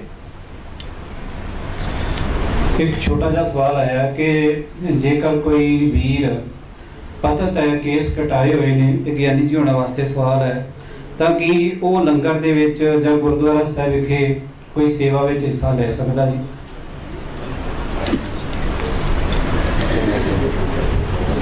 ਗੁਰੂ ਪਿਆਰਿਓ, ਪੰਥਕ ਰਹਿਤ ਮਰਿਆਦਾ ਦੇ ਅਨੁਸਾਰ ਸਟੇਜ ਦੇ ਉੱਤੇ ਜੇ ਕਿਸੇ ਨੇ ਸੰਬੋਧਨ ਕਰਨਾ ਹੈ, ਕੀਰਤਨ ਕਰਨਾ ਹੈ, ਪਾਠ ਕਰਨਾ ਹੈ, ਉਹਦੇ ਵਾਸਤੇ ਤਿਆਰ ਸੁੱਖ ਹੋਣਾ ਚਾਹੀਦਾ ਹੈ। ਪਰ ਲੰਗਰ ਦੀ ਸੇਵਾ ਵਾਸਤੇ ਇਹੋ ਜਿਹੀ ਕੋਈ ਮਰਿਆਦਾ ਨਹੀਂ ਹੈ। ਲੰਗਰ ਦੀ ਸੇਵਾ ਕੋਈ ਵੀ ਨਿਭਾ ਸਕਦਾ ਹੈ। ਹਾਂ, ਸੰਗਤ ਦੇ ਵਿੱਚ ਆਪਣੇ ਵਾਸਤੇ ਕੋਈ ਪਾਠ ਕਰਨਾ ਹੋਵੇ ਤਾਂ ਕਰ ਸਕਦਾ, ਆਪਣੇ ਲਈ ਕੀਰਤਨ ਕਰਨਾ ਘਰ ਵਿੱਚ ਕਰ ਸਕਦਾ ਹੈ। ਪਰ ਸਮੁੱਚੇ ਤੌਰ ਤੇ ਸੰਗਤ ਨੂੰ ਜੇ ਉਸਨੇ ਸੰਬੋਧਨ ਕਰਨਾ ਆ, ਇੱਕ ਘੰਟਾ ਕਥਾ ਕਰਨੀ ਹੈ, ਉਹ ਤਿਆਰ ਉਹਦੀ ਤਿਆਰੀ ਚਾਹੀਦੀ ਹੈ। ਅਗਲਾ ਸਵਾਲ ਹੈ ਜੀ ਕਿ ਵੀਰ ਸਰਬਜੀਤ ਸਿੰਘ ਹੋਣਾ ਨੇ ਇੱਕ ਪੰਕਤੀ ਇੱਥੇ ਸੰਗਤ ਦੇ ਕੋਲੋਂ ਪੜਵਾਈ ਸੀ, ਮਨ ਤੂੰ ਜੋਤ ਸਰੂਪ ਹੈ ਆਪਣਾ ਮੂਲ ਪਛਾਣ। ਸਵਾਲ ਹੈ ਜੀ ਕਿ ਕਿਹੜੇ ਮੂਲ ਨੂੰ ਪਛਾਣਨਾ ਤੇ ਕਿਵੇਂ ਪਹਿਚਾਣ ਕਰਨੀ ਹੈ ਜੀ? ਵੈਸੇ ਕੋਈ ਔਖਾ ਸਵਾਲ ਨਹੀਂ ਸੀਗਾ। ਗੁਰਬਾਣੀ ਦੀਆਂ ਪੰਕਤੀਆਂ ਬੜੀਆਂ ਸੌਖੀਆਂ ਭਾਈ ਸਾਹਿਬ ਜੀ ਨੇ ਗਾਇਨ ਕੀਤੀਆਂ ਔਰ ਤੁਸੀਂ ਸਾਰਿਆਂ ਨੇ ਨਾਲ ਪੜ੍ਹੀਆਂ ਨੇ। ਮਨ ਤੂੰ ਜੋਤ ਸਰੂਪ ਹੈ ਆਪਣਾ ਮੂਲ ਪਛਾਣ, ਮਨ ਹਰ ਜੀ ਤੇਰੇ ਨਾਲ ਹੈ ਗੁਰਮਤੀ ਰੰਗਮਾਨ। ਪਹਿਲੀ ਗੱਲ ਤੇ ਕਿਹੜੇ ਮੂਲ ਨੂੰ ਪਛਾਣਨਾ? ਸਵਾਲ ਜਿਹੜਾ ਆਇਆ ਕਿਹੜੇ ਮੂਲ ਨੂੰ ਪਛਾਣਨਾ? ਮੂਲ ਸਾਡਾ ਅਕਾਲ ਪੁਰਖ ਹੈ। ਦੂਜੀ ਗੱਲ ਕਿ ਉਹ ਮੂਲ ਦਾ ਰੂਪ ਕੀ ਹੈ, ਉਹ ਮੂਲ ਦਾ ਰੂਪ ਕੀ ਹੈ, ਕਿਵੇਂ ਦਾ ਹੈ। ਗੁਰੂ ਗ੍ਰੰਥ ਸਾਹਿਬ ਦੀ ਬਾਣੀ ਇਸ ਤੇ ਫੈਸਲਾ ਦਿੰਦੀ ਹੈ। ਉਸ ਮੂਲ ਦਾ ਕੋਈ ਆਕਾਰ, ਕੋਈ ਚਿੱਤਰ, ਕੋਈ ਰੂਪ ਰੇਖਾ ਇਸ ਤਰ੍ਹਾਂ ਉਲੀਕੀ ਨਹੀਂ ਜਾ ਸਕਦੀ, ਘੜਿਆ ਨਹੀਂ ਜਾ ਸਕਦਾ। ਥਾਪਿਆ ਨਾ ਜਾਏ, ਕੀਤਾ ਨਾ ਹੋਏ। ਬਾਣੀ ਕਹਿ ਰਹੀ ਹੈ ਰੂਪ ਨਾ ਰੇਖ ਨਾ ਰੰਗ ਕਿਛ, ਤ੍ਰਿਹੁ ਗੁਣ ਤੇ ਪ੍ਰਭ ਭਿੰਨ। ਤਿੰਨਾਂ ਗੁਣਾਂ ਤੋਂ ਹੀ ਪ੍ਰਭੂ ਪਾਸੇ ਹੈ। ਰਜੋ ਤਮੋ ਸਤੋ ਮਾਇਆ ਦੇ ਇਹਨਾਂ ਤਿੰਨਾਂ ਪ੍ਰਭਾਵਾਂ ਤੋਂ ਉਹ ਪਰੇ ਹੈ। ਉਹਦਾ ਕੋਈ ਰੂਪ ਰੰਗ ਰੇਖ ਚਿੱਤਰ ਤਿਆਰ ਨਹੀਂ ਕੀਤਾ ਜਾ ਸਕਦਾ, ਉਹਨੂੰ ਘੜਿਆ ਨਹੀਂ ਜਾ ਸਕਦਾ, ਉਹਨੂੰ ਜਨਮ ਨਹੀਂ ਦਿੱਤਾ ਜਾ ਸਕਦਾ, ਉਹਦੇ ਬਾਰੇ ਕੋਈ ਵੀ ਇਸ ਤਰ੍ਹਾਂ ਦੀ ਕਲਾਕਿਰਤੀ ਬਣਾ ਕੇ ਧਰੀ ਨਹੀਂ ਜਾ ਸਕਦੀ। ਜਿਨ੍ਹਾਂ ਨੇ ਧਰੀ ਉਹਨਾਂ ਨੂੰ ਬਾਣੀ ਨੇ ਆਖਿਆ ਪਾਖਾਨ ਗੜ ਕੇ ਮੂਰਤ ਕੀਨੀ ਦੇ ਕੇ ਛਾਤੀ ਪਾਓ, ਜੇ ਇਹ ਮੂਰਤ ਸਾਚੀ ਹੈ ਤਾਂ ਗੜਨ ਹਾਰੇ ਖਾਓ। तो बाणी ने किसी भी आकार कलाकृति में इस तरह का प्रमाण नहीं किया। हाँ, मूल का रूप की है, गुरबाणी ने आख्या वो गुण स्वरूप है, वो गुणी निदान है, वो दया वाला है, वो सत वाला है, वो संतोख वाला है, वो धीरज वाला है। ते मूल मंत्र तो आप जो शुरू कर लीए, वो एक है, सच है, निरभौ है, निरवैर है। ये सारे गुण बेअंत बाणी विच बयान कीते और बाणी ने गुण बयान करदियां नाल ये भी जिक्र कीता है भलियो ये सिर्फ इन्ने ही गुण नहीं, ओदे गुणां दा था नहीं पै सकदा, अंत नहीं पै सकदा, वो बड़े ही होर गुणां वाला बेअंत गुणां वाला है। ਪਹਿਲੀ ਗੱਲ, ਅਕਾਲ ਪੁਰਖ ਦਾ ਕੋਈ ਰੂਪ ਰੰਗ ਰੇਖ ਚਿੱਤਰ ਤਿਆਰ ਨਹੀਂ ਹੋ ਸਕਦਾ, ਘੜਿਆ ਨਹੀਂ ਜਾ ਸਕਦਾ। ਦੂਜੀ ਗੱਲ, ਫਿਰ ਉਹ ਹੈ ਕਿਵੇਂ ਦਾ? ਉਹ ਗੁਣ ਸਰੂਪ ਗੁਣੀ ਨਿਧਾਨ ਹੈ, ਬਾਣੀ ਨੇ ਆਖਿਆ ਹੈ। ਜਦੋਂ ਅਸੀਂ ਹੁਣ ਇਹ ਗੱਲ ਕਵਾਂਗੇ ਕਿ ਮਨ ਨੇ ਕਿਵੇਂ ਉਹਦੇ ਵਰਗਾ ਬਣਨਾ ਹੈ, ਤਾਂ ਫਿਰ ਸੌਖੀ ਬਾਤ ਆ ਗਈ। ਜਦੋਂ ਬਾਣੀ ਨੇ ਅਕਾਲ ਪੁਰਖ ਜੀ ਨੂੰ ਗੁਣੀ ਨਿਧਾਨ ਬਿਆਨ ਕੀਤਾ ਤਾਂ ਅਸੀਂ ਇਹ ਧਿਆਨ ਰੱਖਣਾ ਹੈ। ਮੈਂ ਤਾਂ ਇੱਥੇ ਇਹ ਵੀ ਗੱਲ ਕਹਿਣ ਨੂੰ ਤਿਆਰ ਹਾਂ ਕਿ ਸਾਡੇ ਕੁਝ ਲੋਕ ਇਸ ਤਰ੍ਹਾਂ ਦੇ ਨੇ ਜਿਹੜੇ ਕਹਿੰਦੇ ਅਸੀਂ ਗਿਣਤੀ ਨਾਲ ਪਾਠ ਕਰ ਰਹੇ ਮੂਲ ਮੰਤਰ ਦਾ। ਕੋਈ ਮੂਲ ਮੰਤਰ ਦੀਆਂ ਮਾਲਾ ਫੇਰ ਰਿਹਾ, ਕੋਈ ਮੂਲ ਮੰਤਰ ਨੂੰ ਕਿਸੇ ਤਰੀਕੇ ਪੜ੍ਹ ਰਿਹਾ, ਕੋਈ ਮੂਲ ਮੰਤਰ ਤੇ ਲੜ ਰਿਹਾ ਕਿ ਗੁਰਪ੍ਰਸਾਦ ਤੱਕ ਪੜ੍ਹਨਾ ਕਿ ਹੈਪੀ ਸਾਹਿਬ ਤੱਕ ਪੜ੍ਹਨਾ, ਕੋਈ ਇਸ ਤਰ੍ਹਾਂ ਦੇ ਵੀ ਲੜ ਰਹੇ ਨੇ। ਪਹਿਲੀ ਗੱਲ ਬੇਨਤੀ ਮੈਂ ਇਹ ਕਰ ਲੱਗਾ ਕਿ ਮੂਲ ਮੰਤਰ ਦਾ ਪਾਠ ਕਰੋ। ਜਦੋਂ ਅਸੀਂ ਗੁਣ ਨਿਧਾਨ ਗੁਣੀ ਨਿਧਾਨ ਦੀ ਗੱਲ ਕਰ ਰਹੇ ਹਾਂ, ਅਸੀਂ ਕਿਵੇਂ ਉਹਦੇ ਵਰਗੇ ਬਣਨਾ ਹੈ? ਰੱਬ ਇੱਕ ਹੈ। ਕੀ ਪੜ੍ਹਦੇ ਆ? ਇੱਕ ਓੰਕਾਰ। ਬਾਣੀ ਨੇ ਵਿਆਖਿਆ ਦਿੱਤੀ, ਸਾਹਿਬ ਮੇਰਾ ਏਕੋ ਹੈ, ਏਕੋ ਹੈ ਭਾਈ ਏਕੋ ਹੈ, ਉਹ ਇੱਕ ਹੈ। ਹੁਣ ਅਸੀਂ ਕਿਵੇਂ ਹੋਣਾ? ਅਸੀਂ ਦੁਬਦਾ ਛੱਡ ਕੇ ਇੱਕ ਹੋ ਜਾਈਏ। ਸਾਡਾ ਭਰੋਸਾ ਗੁਰੂ ਗ੍ਰੰਥ ਸਾਹਿਬ ਤੇ ਆ ਜਾਏ। ਅਸੀਂ ਆਲੇ ਦੁਆਲੇ ਦੀ ਦੁਬਦਾ ਛੱਡ ਦਈਏ, ਆ ਜਿਹੜੇ ਭੁਲੇਖੇ ਪਏ ਉਹ ਛੱਡ ਦਈਏ। ਸਤਨਾਮ, ਉਹਦਾ ਨਾਮ ਸੱਚਾ ਹੈ, ਹੋਂਦ ਵਾਲਾ ਹੈ। ਅਸੀਂ ਝੂਠ ਦਾ ਸਾਥ ਛੱਡ ਕੇ ਅਸੀਂ ਵੀ ਸੱਚ ਵਾਲੇ ਆ ਜਾਈਏ।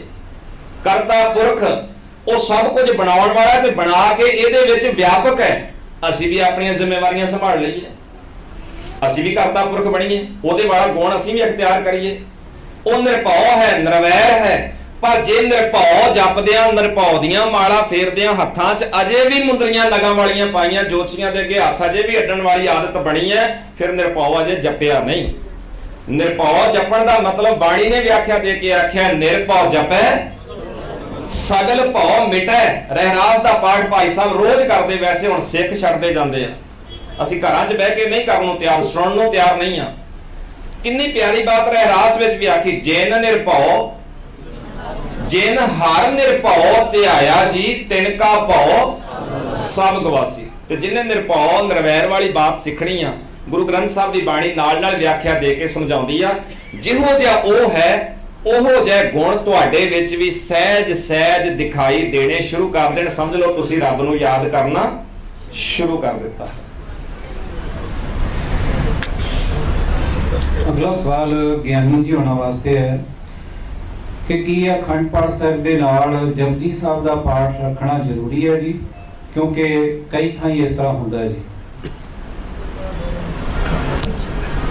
ਪੰਥ ਪ੍ਰਵਾਨ ਰਹਿਣ ਮਰਿਆਦਾ ਦੇ ਅਨੁਸਾਰ ਗੁਰਦੁਆਰਾ ਸਾਹਿਬ ਵਿੱਚ ਇੱਕ ਸਮੇਂ ਇੱਕ ਹੀ ਗੱਲ ਹੋ ਸਕਦੀ ਹੈ, ਜਾਂ ਕੀਰਤਨ ਹੋਵੇ, ਜਾਂ ਪਾਠ ਹੋਵੇ, ਜਾਂ ਕਥਾ ਹੋਵੇ। ਤੇ ਅਖੰਡ ਪਾਠ ਦਾ ਜਦੋਂ ਆਪਾਂ ਚੈਪਟਰ ਪੜ੍ਹਦੇ ਹਾਂ, ਸਰਲੇਖ ਪੜ੍ਹਦੇ ਹਾਂ, ਉਹਦੇ ਵਿੱਚ ਸਪਸ਼ਟ ਲਿਖਿਆ ਹੋਇਆ, ਗੁਰੂ ਗ੍ਰੰਥ ਸਾਹਿਬ ਦੇ ਨਾਲ ਹੋਰ ਕਿਸੇ ਵੀ ਬਾਣੀ ਦਾ ਪਾਠ ਕਰਨਾ ਮਨਮਤ ਹੈ। ਹਾਂ, ਨਿਤਨੇਮ ਆਪਣੇ ਘਰ ਬੈਠ ਕੇ ਕਰੋ। ਅਖੰਡ ਪਾਠ ਸਾਹਿਬ ਦੀ ਬਾਣੀ ਦੇ ਨਾਲ ਕਿਸੇ ਵੀ ਹੋਰ ਪੋਥੀ ਦਾ ਜਿਹੜਾ ਪਾਠ ਪੜ੍ਹਨਾ ਹੈ, ਇਹ ਸਾਡੀ ਆਪਣੀ ਵਿਚਾਰ ਹੈ। ਗੁਰੂ ਪਿਆਰੇ, ਥੋੜ੍ਹਾ ਸਮਾਂ ਆਪਾਂ ਸਮਾਪਤੀ ਲੱਗਿਆ ਹੁਣ ਕਰਨ, ਕੋਈ ਜ਼ਿਆਦਾ ਸਮਾਂ ਨਹੀਂ ਲੈਣਾ। ਰਿਲੈਕਸ ਹੋਣ ਵਾਸਤੇ ਕਿਤੇ ਕਵੀ ਦਰਬਾਰ ਹੋ ਰਿਹਾ ਸੀ ਤੇ ਕਵਿਤਾਵਾਂ ਬੜੀਆਂ ਲੰਮੀਆਂ ਪੜ੍ਹੀਆਂ ਜਾ ਰਹੀਆਂ ਸੀ। ਇੱਕ ਘੜ ਦਾ ਦੂਜਾ ਆ ਗਿਆ, ਦੂਜਾ ਹਟ ਗਿਆ, ਤੀਜਾ ਆ ਗਿਆ, ਤੋ ਸੰਗਤ ਕੁਛ ਕਾਹਲੀ ਪੈ ਗਈ। ਇੱਕ ਬੰਦਾ ਖੂੰਡਾ ਜਿਹਾ ਫੜ ਕੇ ਆਲੇ ਦੁਆਲੇ ਪੰਡਾਲ ਦੇ ਗੇੜੇ ਕੱਢੀ ਜਾਵੇ। ਇੱਕ ਬੰਦੇ ਦੀ ਕਵਿਤਾ ਥੋੜੀ ਲੰਮੇਰੀ ਸੀ, ਉਹ ਕਹਿੰਦਾ ਕਿ ਕੋਈ ਨਹੀਂ ਭਾਈ, ਬਸ ਹੋਰ ਅੱਧਾ ਪੌਣਾ ਘੰਟਾ ਲੱਗਣਾ, ਮੈਂ ਕਵਿਤਾ ਸਮਾਪਤ ਕਰ ਲੈਣੀ। ਉਹ ਕਹਿੰਦਾ ਕੋਈ ਨਹੀਂ, ਤੂੰ ਪੜ੍ਹੀਆ, ਸਾਡਾ ਸੱਦਿਆ ਹੋਇਆ ਹੈ। ਮੈਂ ਬੰਦਾ ਉਹ ਲੱਭਦਾ ਨੇ ਸਦਾ ਪੱਤਰ ਦੇ ਕੇ ਆਇਆ ਹੈ।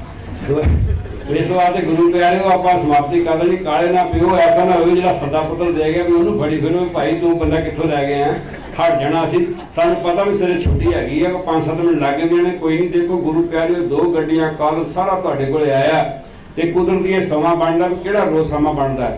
ਤੇ ਇਸ ਵਾਸਤੇ ਗੁਰੂ ਪਿਆਰ ਵਾਲੇ ਇੱਕ ਅੱਧਾ ਸਵਾਲ ਹੋਰ ਹੋਣਾ ਵੀ ਬੜੇ ਪਿਆਰ ਨਾਲ ਸਰਵਣ ਕਰਿਆ ਜੀ।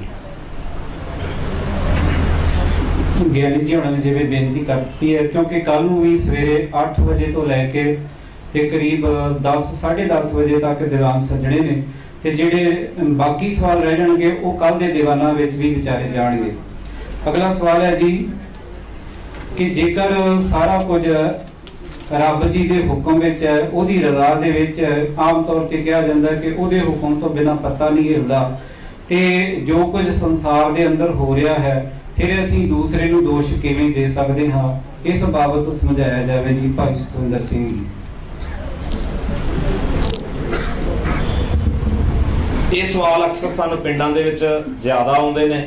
ਵੇਖੋ ਜੀ, ਤੁਸੀਂ ਆਪੇ ਕਹਿੰਦੇ ਹੋ ਕਿ ਹੁਕਮ ਹੈ ਅੰਦਰ ਸਭ ਕੋ, ਬਾਹਰ ਹੁਕਮ ਨਾ ਕੋਈ, ਵੀ ਰੱਬ ਦੇ ਹੁਕਮ 'ਚ ਹੀ ਸਭ ਕੁਝ ਹੋ ਰਿਹਾ। ਤੇ ਉਹ ਫਿਰ ਅਗਲੇ ਪਾਸਿਓਂ ਉੱਠ ਕੇ ਕਹਿੰਦੇ ਜਿਹੜੀ ਸ਼ਰਾਬ ਪੀਂਦੇ ਜੀ ਅਸੀਂ ਰੱਬ ਦੇ ਹੁਕਮ 'ਚ ਹੀ ਪੀਂਦੇ। ਇਹ ਸਾਨੂੰ ਪਿੰਡਾਂ 'ਚੋਂ ਸਵਾਲ ਇਸ ਤਰ੍ਹਾਂ ਦੇ ਨਾ ਪੁੱਠੇ ਸਿੱਧੇ ਬੜੇ ਆਉਂਦੇ ਆ। ਤੋ ਇਹ ਸਵਾਲ ਜਿਹੜਾ ਤੁਹਾਡੇ ਇੱਥੇ ਆਇਆ, ਇਹ ਸਵਾਲ ਪਤਾ ਨਹੀਂ ਕਿਸ ਤਰ੍ਹਾਂ, ਕਿਸ ਤਰੀਕੇ ਨਾਲ, ਕਿਸ ਜਿਹੜਾ ਵਾ ਉਹ ਤੌਰ ਤਰੀਕੇ ਦੇ ਵਿੱਚੋਂ ਨਿਕਲਿਆ ਹੋਇਆ ਸਵਾਲ ਹੈ। ਪਰ ਫਿਰ ਵੀ ਕਿਉਂਕਿ ਸਵਾਲ ਆਇਆ ਵੀ ਜੋ ਕੁਝ ਹੋ ਰਿਹਾ ਰੱਬ ਦੇ ਹੁਕਮ 'ਚ ਹੀ ਹੋ ਰਿਹਾ, ਫਿਰ ਅਸੀਂ ਦੋਸ਼ ਕਿਸੇ ਇੱਕ ਦੂਜੇ ਨੂੰ ਕਿਉਂ ਦਿੰਨੇ ਆ? ਜਦੋਂ ਅਸੀਂ ਗੁਰੂ ਗ੍ਰੰਥ ਸਾਹਿਬ ਦੀ ਬਾਣੀ ਧਿਆਨ ਨਾਲ ਪੜਾਂਗੇ ਤੇ ਮਹਾਰਾਜ ਸੱਚੇ ਪਾਤਸ਼ਾਹ ਜੀ ਦੀ ਬਾਣੀ ਨੇ ਜਿੱਥੇ ਇਹ ਗੱਲ ਕਹੀ ਕਿ ਸਾਰੀ ਸ੍ਰਿਸ਼ਟੀ, ਸਾਰੀ ਕਾਇਨਾਤ, ਹਰ ਜ਼ਰਾ ਜ਼ਰਾ ਵਾਹਿਗੁਰੂ ਅਕਾਲ ਪੁਰਖ ਦੇ ਨੇਮ ਵਿੱਚ ਬੱਝਾ ਹੋਇਆ ਹੈ, ਉਹਦੇ ਹੁਕਮ ਤੋਂ ਕੋਈ ਚੀਜ਼ ਬਾਹਰ ਨਹੀਂ ਹੈ। ਹੁਣ ਇੱਥੇ ਮਤਲਬ ਆਏਗਾ ਕਿ ਜਿਹੜੀ ਚੀਜ਼ ਨੂੰ ਜਿਵੇਂ ਉਹਨੇ ਘੜਿਆ ਹੈ, ਕੁਦਰਤ ਦੇ ਅੰਦਰ ਜਿਹੜਾ ਥਾਂ ਪ੍ਰਾਪਤ ਹੈ, ਉਹ ਆਪਣੇ ਥਾਂ ਤੇ ਟਿਕਿਆ ਹੋਇਆ ਆਪਣਾ ਕਾਰਜ ਕਰ ਰਿਹਾ ਹੈ। ਜਿਵੇਂ ਸੂਰਜ ਆਪਣਾ ਕੰਮ ਕਰਦਾ ਹੈ, ਵਾਹਿਗੁਰੂ ਅਕਾਲ ਪੁਰਖ ਦੀ ਕਾਇਨਾਤ ਦੇ ਅੰਦਰ ਸੂਰਜ ਦੀ ਜਿਹੜੀ ਡਿਊਟੀ ਉਹ ਸੂਰਜ ਆਪ ਕਰ ਰਿਹਾ, ਚੰਦਰਮਾ ਦੀ ਡਿਊਟੀ ਚੰਦਰਮਾ ਕਰ ਰਿਹਾ, ਬੱਦਲਾਂ ਦੀ ਡਿਊਟੀ ਬੱਦਲ, ਹਵਾ ਦੀ ਡਿਊਟੀ ਹਵਾ ਕਰ ਰਹੀ ਹੈ। ਭਾਵ ਜਿਹੋ ਜਿਹਾ ਸੁਭਾਅ ਅਕਾਲ ਪੁਰਖ ਜੀ ਵੱਲੋਂ ਘੜਿਆ ਗਿਆ, ਉਹ ਹਰ ਚੀਜ਼ ਆਪੋ ਆਪਣੇ ਸੁਭਾਅ ਦੇ ਮੁਤਾਬਕ ਸੰਸਾਰ ਦੇ ਅੰਦਰ ਕੰਮ ਕਰ ਰਹੀ ਹੈ। ਹੁਣ ਸਤਿਗੁਰੂ ਜੀ ਨੇ ਜਦੋਂ ਇਸ ਤਰ੍ਹਾਂ ਦੇ ਵਾਕ ਰੱਖੇ ਵੀ ਹਰ ਇੱਕ ਸ੍ਰਿਸ਼ਟੀ ਦਾ ਜ਼ਰਾ ਜ਼ਰਾ ਉਹਦੇ ਹੁਕਮ ਵਿੱਚ ਤੁਰ ਰਿਹਾ ਹੈ, ਇਹਦਾ ਮਤਲਬ ਹੈ ਜਿਹੋ ਜੀ ਘਾਟ ਉਹਨੇ ਘੜੀ, ਉਹੋ ਜੀ ਘਾਟ ਦੇ ਮੁਤਾਬਕ ਉਹ ਸੇਵਾ ਕਰ ਰਿਹਾ ਹੈ। ਹੁਣ ਜਦੋਂ ਮਨੁੱਖ ਦੀ ਗੱਲ ਆਏਗੀ ਤੇ ਸਾਨੂੰ ਇਹ ਧਿਆਨ ਰੱਖਣਾ ਪਏਗਾ, ਵਾਹਿਗੁਰੂ ਅਕਾਲ ਪੁਰਖ ਦਾ ਹੁਕਮ ਕੀ ਹੈ, ਮਨੁੱਖ ਕਿਹੋ ਜਿਹਾ ਹੋਵੇ, ਮਨੁੱਖ ਦਾ ਸੁਭਾਅ, ਮਨੁੱਖ ਦਾ ਵਿਹਾਰ, ਮਨੁੱਖ ਦਾ ਬੋਲਣਾ, ਮਨੁੱਖ ਦਾ ਵੇਖਣਾ, ਮਨੁੱਖ ਦਾ ਤੁਰਨਾ ਫਿਰਨਾ, ਮਨੁੱਖ ਦਾ ਬਹਿਣਾ ਉੱਠਣਾ, ਇਹ ਕਿਹੋ ਜਿਹਾ ਹੋਵੇ। ਗੁਰਬਾਣੀ ਨੇ ਇਸ ਬਾਬਤ ਖੁੱਲੇ ਵਿਚਾਰ ਦਿੱਤੇ ਆ ਵੀ ਬੰਦਿਆ, ਤੇਰਾ ਜੀਵਨ ਜਿਹੜਾ ਹੈ ਉਹ ਇਹੋ ਜਿਹਾ ਹੋਣਾ ਚਾਹੀਦਾ ਹੈ, ਇਹਨਾਂ ਗੁਣਾਂ ਦੇ ਆਧਾਰ ਤੇ ਤੇਰੀ ਜੀਵਨ ਘਾੜਤ ਹੋਣੀ ਚਾਹੀਦੀ ਹੈ।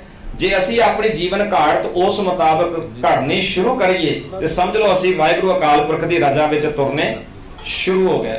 ਵੈਸੇ ਅਸੀਂ ਰਜ਼ਾ ਨੂੰ ਕੁਝ ਚੰਦ ਥਾਵਾਂ ਦੇ ਉੱਤੇ ਇਸ ਤਰ੍ਹਾਂ ਫਿੱਟ ਕੀਤਾ, ਜੇ ਕੋਈ ਚੜ੍ਹਾਈ ਕਰ ਜਾਏ ਤੇ ਅਸੀਂ ਕਹਿੰਦੇ ਵਾਹਿਗੁਰੂ ਅਕਾਲ ਪੁਰਖ ਦੀ ਰਜ਼ਾ ਆ, ਭਾਣਾ ਆ ਭਈ ਉਹਦਾ।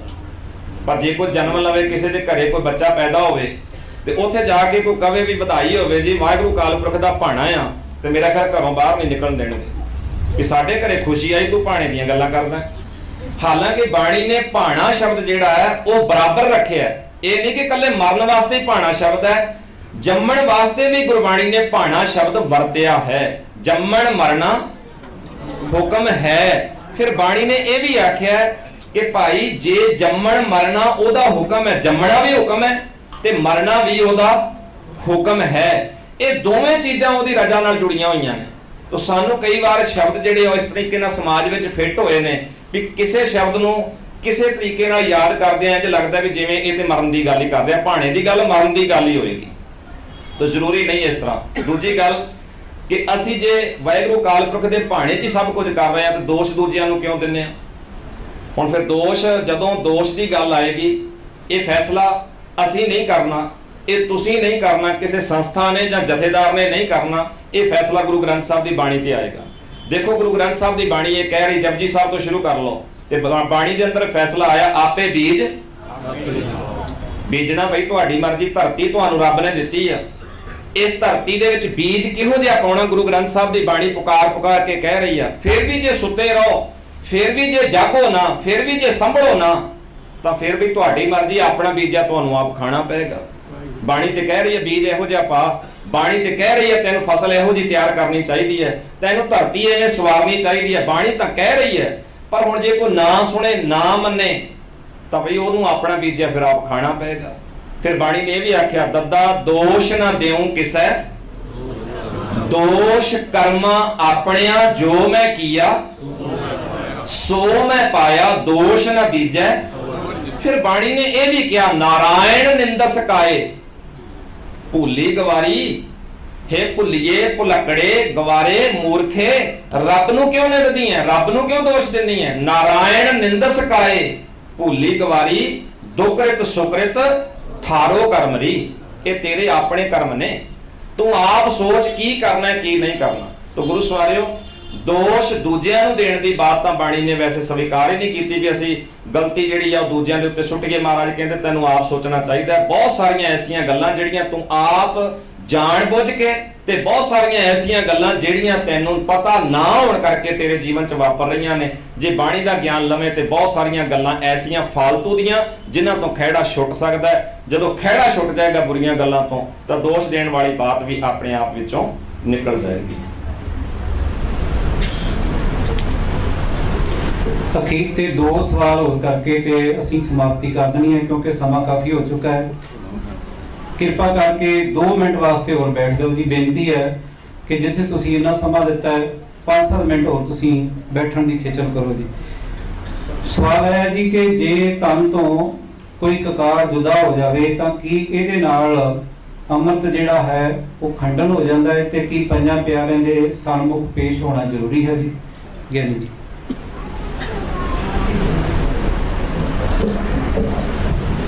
ਗੁਰੂ ਪਿਆਰਿਓ, ਸਿੱਖੀ ਦਾ ਵਿਧਾਨ ਹੈ ਕਿ ਕਕਾਰ ਅੰਗ ਸੰਗ ਹਮੇਸ਼ਾ ਰੱਖਣੇ ਨੇ। ਹੁਣ ਬਾਹਰ ਦੇ ਮੁਲਕਾਂ ਵਿੱਚ ਜਦੋਂ ਕੋਈ ਬੰਦਾ ਜਾਂਦਾ ਹੈ ਤੇ ਉਹ ਕਿਰਪਾਨ ਆਪਣੀ ਜਮ੍ਹਾਂ ਕਰਾ ਲੈਂਦਾ, ਉੱਥੇ ਜਾ ਕੇ ਲੈ ਲੈਂਦਾ। ਜਾਣ ਬੁੱਝ ਕੇ ਕੁਤਾਹੀ ਕਰਨੀ ਹੈ ਉਹ ਕਰੈਬ ਵਿੱਚ ਆਉਂਦਾ ਤੇ ਸੁਦੇ ਸਿੱਧ ਕਿਤੇ ਕੋਈ ਵਿਸਰ ਜਾਵੇ ਉਹ ਕਰੈਬ ਵਿੱਚ ਨਹੀਂ ਆਉਂਦਾ। ਅਰਦਾਸ ਕਰਕੇ ਇਹ ਬੰਦਾ ਭੁੱਲ ਬਖਸ਼ਾ ਸਕਦਾ। ਇਹ ਕੋਈ ਬਹੁਤੇ ਵਹਿਮ ਵਾਲੀ ਗੱਲ ਨਹੀਂ ਹੈ। ਵਹਿਮ ਇੰਨੇ ਪਾ ਦਿੱਤੇ ਨੇ ਕਿ ਸਾਡੇ ਬੱਚੇ ਇਸ ਪਾਸੇ ਆਉਣ ਵਾਸਤੇ ਤਿਆਰ ਨਹੀਂ ਹਨ। ਕਿਤੇ ਕੁਦਰਤੀ ਕੰਗਾ ਵੀ ਡਿੱਗ ਜਾਂਦਾ ਕਿਤੇ, ਜਾਂ ਕੰਗਾ ਟੁੱਟ ਗਿਆ ਕਿਤੇ, ਤੇ ਕੁਦਰਤੀ ਦੁਕਾਨ ਵੀ ਨੇੜੇ ਨਹੀਂ ਹੈਗੀ ਤੇ ਹੁਣ ਕੁਦਰਤੀ ਇਹਦੇ ਨਾਲ ਕੋਈ ਅੰਮ੍ਰਿਤ ਥੋੜਾ ਭੰਗ ਹੋ ਸਕਦਾ ਹੈ ਤੇ ਕੰਗਾ ਨਵਾਂ ਲਿਆ ਜਾ ਸਕਦਾ ਹੈ। ਉਹ ਸਮਾਂ ਵੀ ਲੱਗ ਸਕਦਾ ਹੈ ਪਰ ਅਵੇਸਣੇ ਨਹੀਂ ਹੋਣਾ। ਕਕਾਰਾਂ ਨੂੰ ਅੰਗ ਸੰਗ ਆਪਣੇ ਹਮੇਸ਼ਾ ਨਾਲ ਰੱਖਣਾ ਹੈ। ਅਖੀਰਲਾ ਗੁਰਬਾਣੀ ਦੇ ਨਾਲ ਸੰਬੰਧਿਤ ਸਵਾਲ ਹੈ ਜੀ। ਇਹ ਉਹਨਾਂ ਨੇ ਪੰਕਤੀ ਦੇ ਅਰਥ ਪੁੱਛੇ ਨੇ ਕਿ ਸਾਹਿਬ ਮੇਰਾ ਨੀਤ ਨਵਾਂ ਸਦਾ ਸਦਾ ਦਾਤਾਰ। ਇਹਦੇ ਅਰਥ ਭਾਵ ਸਮਝਾਏ ਜਾਣ ਜੀ।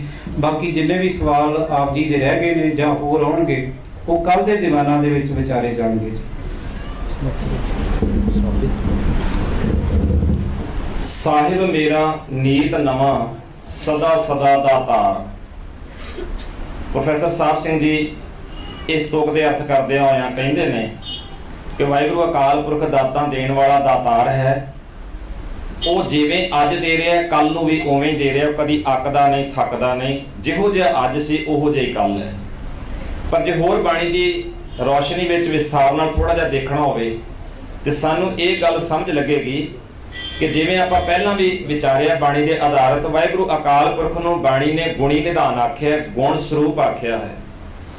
ਜਦੋਂ ਬਾਣੀ ਨੇ ਗੁਣ ਸਰੂਪ ਗੁਣੀ ਨਿਧਾਨ ਆਖਿਆ ਤਾਂ ਸਾਨੂੰ ਇਹ ਧਿਆਨ ਰੱਖਣਾ ਪਏਗਾ ਕਿ ਸਾਹਿਬ ਮੇਰਾ ਨੀਤ ਨਵਾਂ।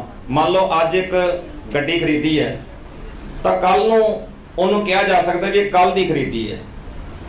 ਤੁਸੀਂ 10 ਦਿਨ ਬਾਅਦ ਕੋਈ ਚੀਜ਼ ਦੇਖੋ ਤਾਂ ਸਲੌਤ ਕਰੋ ਤੇ ਆਮ ਤੌਰ ਤੇ ਇਹ ਆਵਾਜ਼ ਨਿਕਲ ਸਕਦੀ ਵੀ ਇਹ ਅੱਜ 10 ਦਿਨ ਹੋ ਗਏ, ਜਿੱਦਾਂ ਨਵੀਂ ਲਈ ਸੀ ਉਦੋਂ ਦੇਖ ਤੋਂ ਫੇਰ ਪਤਾ ਲੱਗਦਾ। ਤਾਂ ਜਿਵੇਂ ਜਿਵੇਂ ਅਸੀਂ ਚੀਜ਼ ਨੂੰ ਵਰਤਦੇ ਆ ਉਵੇਂ ਉਵੇਂ ਉਹ ਚੀਜ਼ ਪੁਰਾਣੀ ਹੁੰਦੀ ਜਾਂਦੀ ਆ, ਪਹਿਲਾਂ ਵਰਗੀ ਨਹੀਂ ਰਹਿੰਦੀ। ਉਹਦੀ ਦਿਸ਼ਾ ਜਿਹੜੀ ਆ ਉਹ ਬਦਲਦੀ ਜਾਂਦੀ, ਉਹਦਾ ਰੂਪ ਬਦਲਦਾ ਜਾਂਦਾ।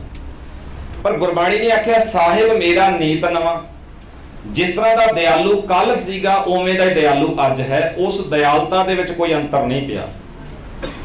ਜਿਵੇਂ ਦਾ ਉਹ ਸੱਚ ਕੱਲ ਸੀ ਉਵੇਂ ਦਾ ਹੀ ਸੱਚ ਉਹ ਅੱਜ ਵੀ ਹੈ। ਇੱਕ ਸ਼ਲੋਕ ਪੜ੍ਹ ਕੇ ਮੈਂ ਸਮਾਪਤੀ ਕਰ ਦੇਣਾ। ਆਦ ਸੱਚ ਸਾਹਿਬ ਮੇਰਾ ਨਿਤ ਹੀ ਨਵਾਂ ਆ। ਉਹ ਕੱਲ ਵੀ ਸੱਚ ਸੀ, ਉਹ ਅੱਜ ਵੀ ਸੱਚ ਹੈ, ਉਹ ਭਲਕੇ ਵੀ ਸੱਚ ਹੋਏਗਾ। ਸਾਹਿਬ ਮੇਰਾ ਨੀਤ ਨਵਾਂ। ਆਦ ਸੱਚ ਜੁਗਾਦ ਸੱਚ ਹੈ ਵੀ ਸੱਚ ਨਾਨਕ ਹੋਸੀ ਵੀ ਸੱਚ। ਫਿਰ ਬਾਣੀ ਨੇ ਇਸ ਤਰ੍ਹਾਂ ਵੀ ਆਖਿਆ ਪਿਆਰ ਨਾਲ। ਦਾਤਾ ਜੀ ਆਖਦੇ ਗੁਣ ਇਹੋ ਹੋਰ ਨਾਹੀ ਕੋਏ, ਨਾ ਕੋ ਹੋਆ ਨਾ ਕੋ ਹੋਏ। ਭਈ ਜਿਹੋ ਜਿਹਾ ਉਹ ਆਪ ਹੈ ਉਹੋ ਜਿਹਾ ਉਹ ਆਪ ਹੀ ਹੈ। ਉਹਦੇ ਚ ਸਭ ਤੋਂ ਵੱਡੀ ਇਹ ਖੂਬੀ ਹੈ, ਉਹਦੇ ਵਰਗਾ ਕੋਈ ਹੋਰ ਨਹੀਂ ਹੈ, ਨਾ ਹੋਇਆ ਤੇ ਨਾ ਅੱਗੋਂ ਕੋਈ ਹੋਏਗਾ। ਉਹ ਜਿਹੋ ਜਿਹਾ ਪਹਿਲਾਂ ਸੀ ਉਹੋ ਜਿਹਾ ਹੀ ਅੱਜ ਹੈ। ਸਮਾਜ ਨਾਲ, ਸਮੇਂ ਦੇ ਲੋਕਾਂ ਨਾਲ ਉਹ ਕਦੀ ਬਦਲਿਆ ਨਹੀਂ। ਬਾਣੀ ਨੇ ਇਸ ਤਰ੍ਹਾਂ ਵੀ ਆਖਿਆ ਆਦ ਅਨੀਲ ਅਨਾਦ ਅਨਾਹਤ ਜੁਗ ਜੁਗ ਇੱਕੋ ਵੇਸ। ਉਹ ਹਰੇਕ ਵੇਲੇ ਇੱਕੋ ਜਿਹਾ ਰਹਿੰਦਾ। ਇਹ ਨਹੀਂ ਕਿ ਲੋਕ ਪਾਪੀ ਹੋ ਗਏ ਤੇ ਫਿਰ ਇਹ ਵੀ ਗੱਲ ਕਹੀ ਜਾਏ ਕਿ ਵੇਖੋ ਜੀ ਲੋਕ ਪਾਪੀ ਹੋ ਗਏ, ਰੱਬ ਵੀ ਪਾਪੀ ਹੋ ਗਿਆ। ਐਵੇਂ ਨਹੀਂ ਹੋਏਗਾ, ਐਵੇਂ ਨਹੀਂ ਹੋਏਗਾ। ਤਾਂ ਵੈਸੇ ਜੇ ਬਹੁਤ ਸਾਰੇ ਵਿਚਾਰ ਜਿਹੜੇ ਵੱਖਰੇ ਵੱਖਰੇ ਸਮੇਂ ਤੇ ਪ੍ਰਚਲਿਤ ਹੋਏ, ਉਹਨਾਂ ਦੇ ਮੁਤਾਬਕ ਦੇਖਿਆ ਜਾਏ ਤੇ ਇੱਕ ਯੁੱਗ ਆਇਆ ਜਿਹਦੇ 'ਚ ਰੱਬ ਨੂੰ ਜਿਹੜਾ ਆ ਸਿਤੰਬਰ ਆਖਿਆ ਗਿਆ ਵੀ ਉਹ ਚਿੱਟੇ ਲੀੜੇ ਪਾਉਂਦਾ ਹੈ। ਕਿਤੇ ਰੱਬ ਨੂੰ ਕਿਸੇ ਰੂਪ 'ਚ ਪੇਸ਼ ਕੀਤਾ ਵੀ ਹੁਣ ਰੱਬ ਜਿਹੜਾ ਯੁੱਗ ਬਦਲਣ ਨਾਲ ਇਸ ਤਰ੍ਹਾਂ ਦਾ ਹੋ ਗਿਆ। ਕਿਸੇ ਨੇ ਆਖਿਆ ਵੀ ਯੁੱਗ ਬਦਲ ਗਿਆ, ਹੁਣ ਰੱਬ ਐਵੇਂ ਦਾ ਹੋ ਗਿਆ। ਕਿਸੇ ਨੇ ਆਖਿਆ ਵੀ ਹੁਣ ਯੁੱਗ ਬਦਲ ਗਿਆ, ਰੱਬ ਹੁਣ ਨੀਲੇ ਕੱਪੜੇ ਪਾਉਂਦਾ ਆ।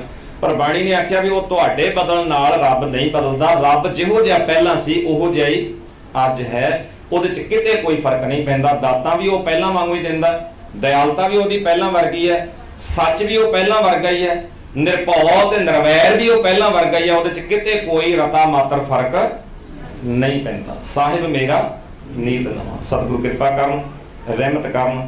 ਆਪ ਸਾਰੀਆਂ ਸੰਗਤਾਂ ਦਾ, ਪ੍ਰਬੰਧਕ ਵੀਰਾਂ ਦਾ, ਭਾਈ ਸਾਹਿਬ ਜੀ ਦਾ, ਸਾਰਿਆਂ ਦਾ ਤਹਿ ਦਿਲੋਂ ਧੰਨਵਾਦ ਕਰਦੇ ਹਾਂ। ਸਿੱਖੀ ਲਹਿਰ ਦੀ ਸਮੁੱਚੀ ਟੀਮ ਵੱਲੋਂ ਤੁਸੀਂ ਸਮਾਂ ਕੱਢਿਆ, ਇਕਾਗਰਤਾ ਬਖਸ਼ੀ ਆ, ਪਿਆਰ ਨਾਲ ਵਿਚਾਰਾਂ ਸ਼ਰਵਣ ਕਰਨ ਦਾ ਯਤਨ ਕੀਤਾ ਹੈ।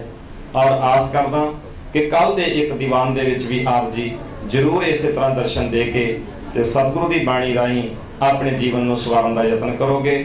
ਖਾਸ ਕਰਕੇ ਸਤਿਕਾਰਯੋਗ ਵੀਰ ਪ੍ਰੀਤ ਮਹਿੰਦਰ ਸਿੰਘ ਜੀ, ਜਿਨ੍ਹਾਂ ਨੇ ਇਹ ਉਪਰਾਲਾ ਕਰਕੇ ਤੇ ਸਾਨੂੰ ਇਸ ਪਾਸੇ ਨੂੰ ਲਿਆਂਦਾ ਕਿ ਭਾਈ ਤੁਸੀਂ ਪਿੰਡਾਂ ਵਿੱਚ ਜਾਂਦੇ ਹੋ ਤੇ ਲੁਧਿਆਣੇ ਵੀ ਇੱਕ ਦੀਵਾਨ ਲਾਓ।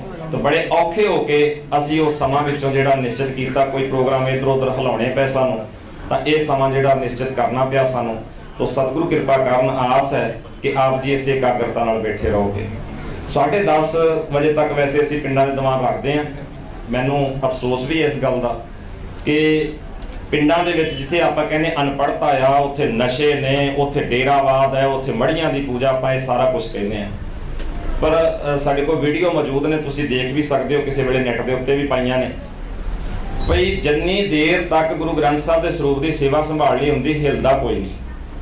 ਪਿੰਡਾਂ ਵਾਲੇ ਲੋਕ ਹਿਲਦਾ ਕੋਈ ਨਹੀਂ, ਬੋਲਦੇ ਅਸੀਂ ਉੱਥੇ ਵੀ ਇਸ ਤਰ੍ਹਾਂ ਹੀ। ਪਰ ਮੈਂ ਦੇਖਦਾ ਵੀ ਜਿਵੇਂ ਜਿਵੇਂ ਅਸੀਂ ਸਮਾਪਤੀ ਵੱਲ ਵਧ ਰਹੇ ਨਾ, ਪਿਛਲਾ ਹਿੱਸਾ ਖਾਲੀ ਹੋ ਗਿਆ। ਸਹਿਜ ਸਹਿਜ ਉੱਠੀ ਜਾਂਦੇ, ਸਹਿਜ ਸਹਿਜ ਉੱਠੀ ਜਾਂਦੇ ਵੀ ਖਿਸਕ ਜਾਓ, ਹੁਣ ਆਪਾਂ ਇਹਨਾਂ ਨਾਲ ਕੀ ਕਰਨਾ, ਆਨੰਦ ਸਾਹਿਬ ਹੀ ਪੜ੍ਹਨਾ। ਵੀ ਆਪਾਂ ਨੂੰ ਇੱਕ ਡਿਸਿਪਲਿਨ ਚਾਹੀਦਾ। ਜਦੋਂ ਦੀਵਾਨ ਸ਼ੁਰੂ ਹੋਇਆ ਸੀਗਾ, ਉਦੋਂ ਜਿਹੜੇ ਵੀਰ ਭੈਣਾਂ ਇੱਥੇ ਬੈਠੇ, ਪਿਛਲੇ ਪਾਸੇ ਬੈਠੇ ਸੀਗੇ, ਤੇ ਜਿਵੇਂ ਜਿਵੇਂ ਸੰਗਤ ਆਉਂਦੀ ਗਈ, ਉਹ ਪਿਛਲੇ ਜਿਹੜੇ ਅਗਾਂਹ ਨੂੰ ਘੜੀਸਣੇ ਸ਼ੁਰੂ ਕੀਤੇ ਵੀ ਇੱਧਰ ਨੂੰ ਅੱਗੇ ਨੂੰ ਤੁਰਿਆ। ਉਹ ਲੰਬਾ ਸਮਾਂ ਪਿੱਛੋਂ ਲੈ ਕੇ ਇੱਥੋਂ ਤੱਕ ਲਿਆਂਦੇ। ਫਿਰ ਸੰਗਤ ਪਿੱਛੋਂ ਆਉਂਦੀ ਗਈ, ਪਿੱਛੇ ਬਹਿੰਦੀ ਗਈ, ਤੇ ਉਹ ਜਿਹੜੇ ਪਿੱਛੋਂ ਆਏ ਉਹ ਪਿੱਛੇ ਬੈਠੇ, ਉਹ ਪਿੱਛੋਂ ਉੱਠ ਕੇ ਪਹਿਲਾਂ ਚਲੇ ਗਏ। ਉਹ ਥੋੜਾ ਜਿਹਾ ਆਪਾਂ ਨੂੰ ਗੁਰਦੁਆਰੇ ਦਾ ਢੰਗ ਤਰੀਕਾ ਇਸ ਤਰ੍ਹਾਂ ਦਾ ਬਣਾਉਣਾ ਚਾਹੀਦਾ, ਜਿਹੜਾ ਮਿਥਿਆ ਸਮਾਂ ਕਮ ਸੋ ਕਮ ਉਹਦੇ 'ਚ ਬੈਠੇ ਰਹੋ। ਹੁਣ ਆਪਾਂ ਅਰਦਾਸ ਕਰਨੀ ਆ, ਮਹਾਰਾਜ ਦੇ ਸਰੂਪ ਦੀ ਸੇਵਾ ਸੰਭਾਲ ਹੋਏਗੀ, ਤਾਂ ਕਮ ਸੋ ਕਮ ਕਈ ਵਾਰੀ ਅਨਾਉਂਸਮੈਂਟ ਜਿਹੜੀ ਆ ਪ੍ਰੋਗਰਾਮ ਦੀ ਜਾਂ ਅਗਲੇ ਬਾਕੀ ਹੋਰ ਜਿਹੜੀਆਂ ਗਤੀਵਿਧੀਆਂ ਉਹਨਾਂ ਬਾਬਤ ਆਪ ਜੀ ਨਾਲ ਗੱਲਬਾਤ ਕਰਨੀ ਹੁੰਦੀ ਹੈ। ਇਸ ਕਰਕੇ ਸਮੇਂ ਸਿਰ ਆਈਏ ਤੇ ਸਮੇਂ ਸਿਰ ਹੀ ਸਮਾਪਤੀ ਜਿਹੜੀ ਉਸ ਤਰੀਕੇ ਨਾਲ ਹੋ ਜਾਏ, ਚੰਗਾ ਰਹਿੰਦਾ ਹੈ। ਆਪ ਜੀ ਸਾਰੇ ਸਹਿਯੋਗ ਜ਼ਰੂਰ ਦਿਆ ਕਰੋ। ਸਤਿਗੁਰੂ ਕਿਰਪਾ ਕਰਨ ਜੀ। ਭੁੱਲਾਂ ਚੁੱਕਾਂ ਦੀ ਖਿਮਾ। ਵਾਹਿਗੁਰੂ ਜੀ ਕਾ ਖਾਲਸਾ, ਵਾਹਿਗੁਰੂ ਜੀ ਕੀ ਫਤਿਹ।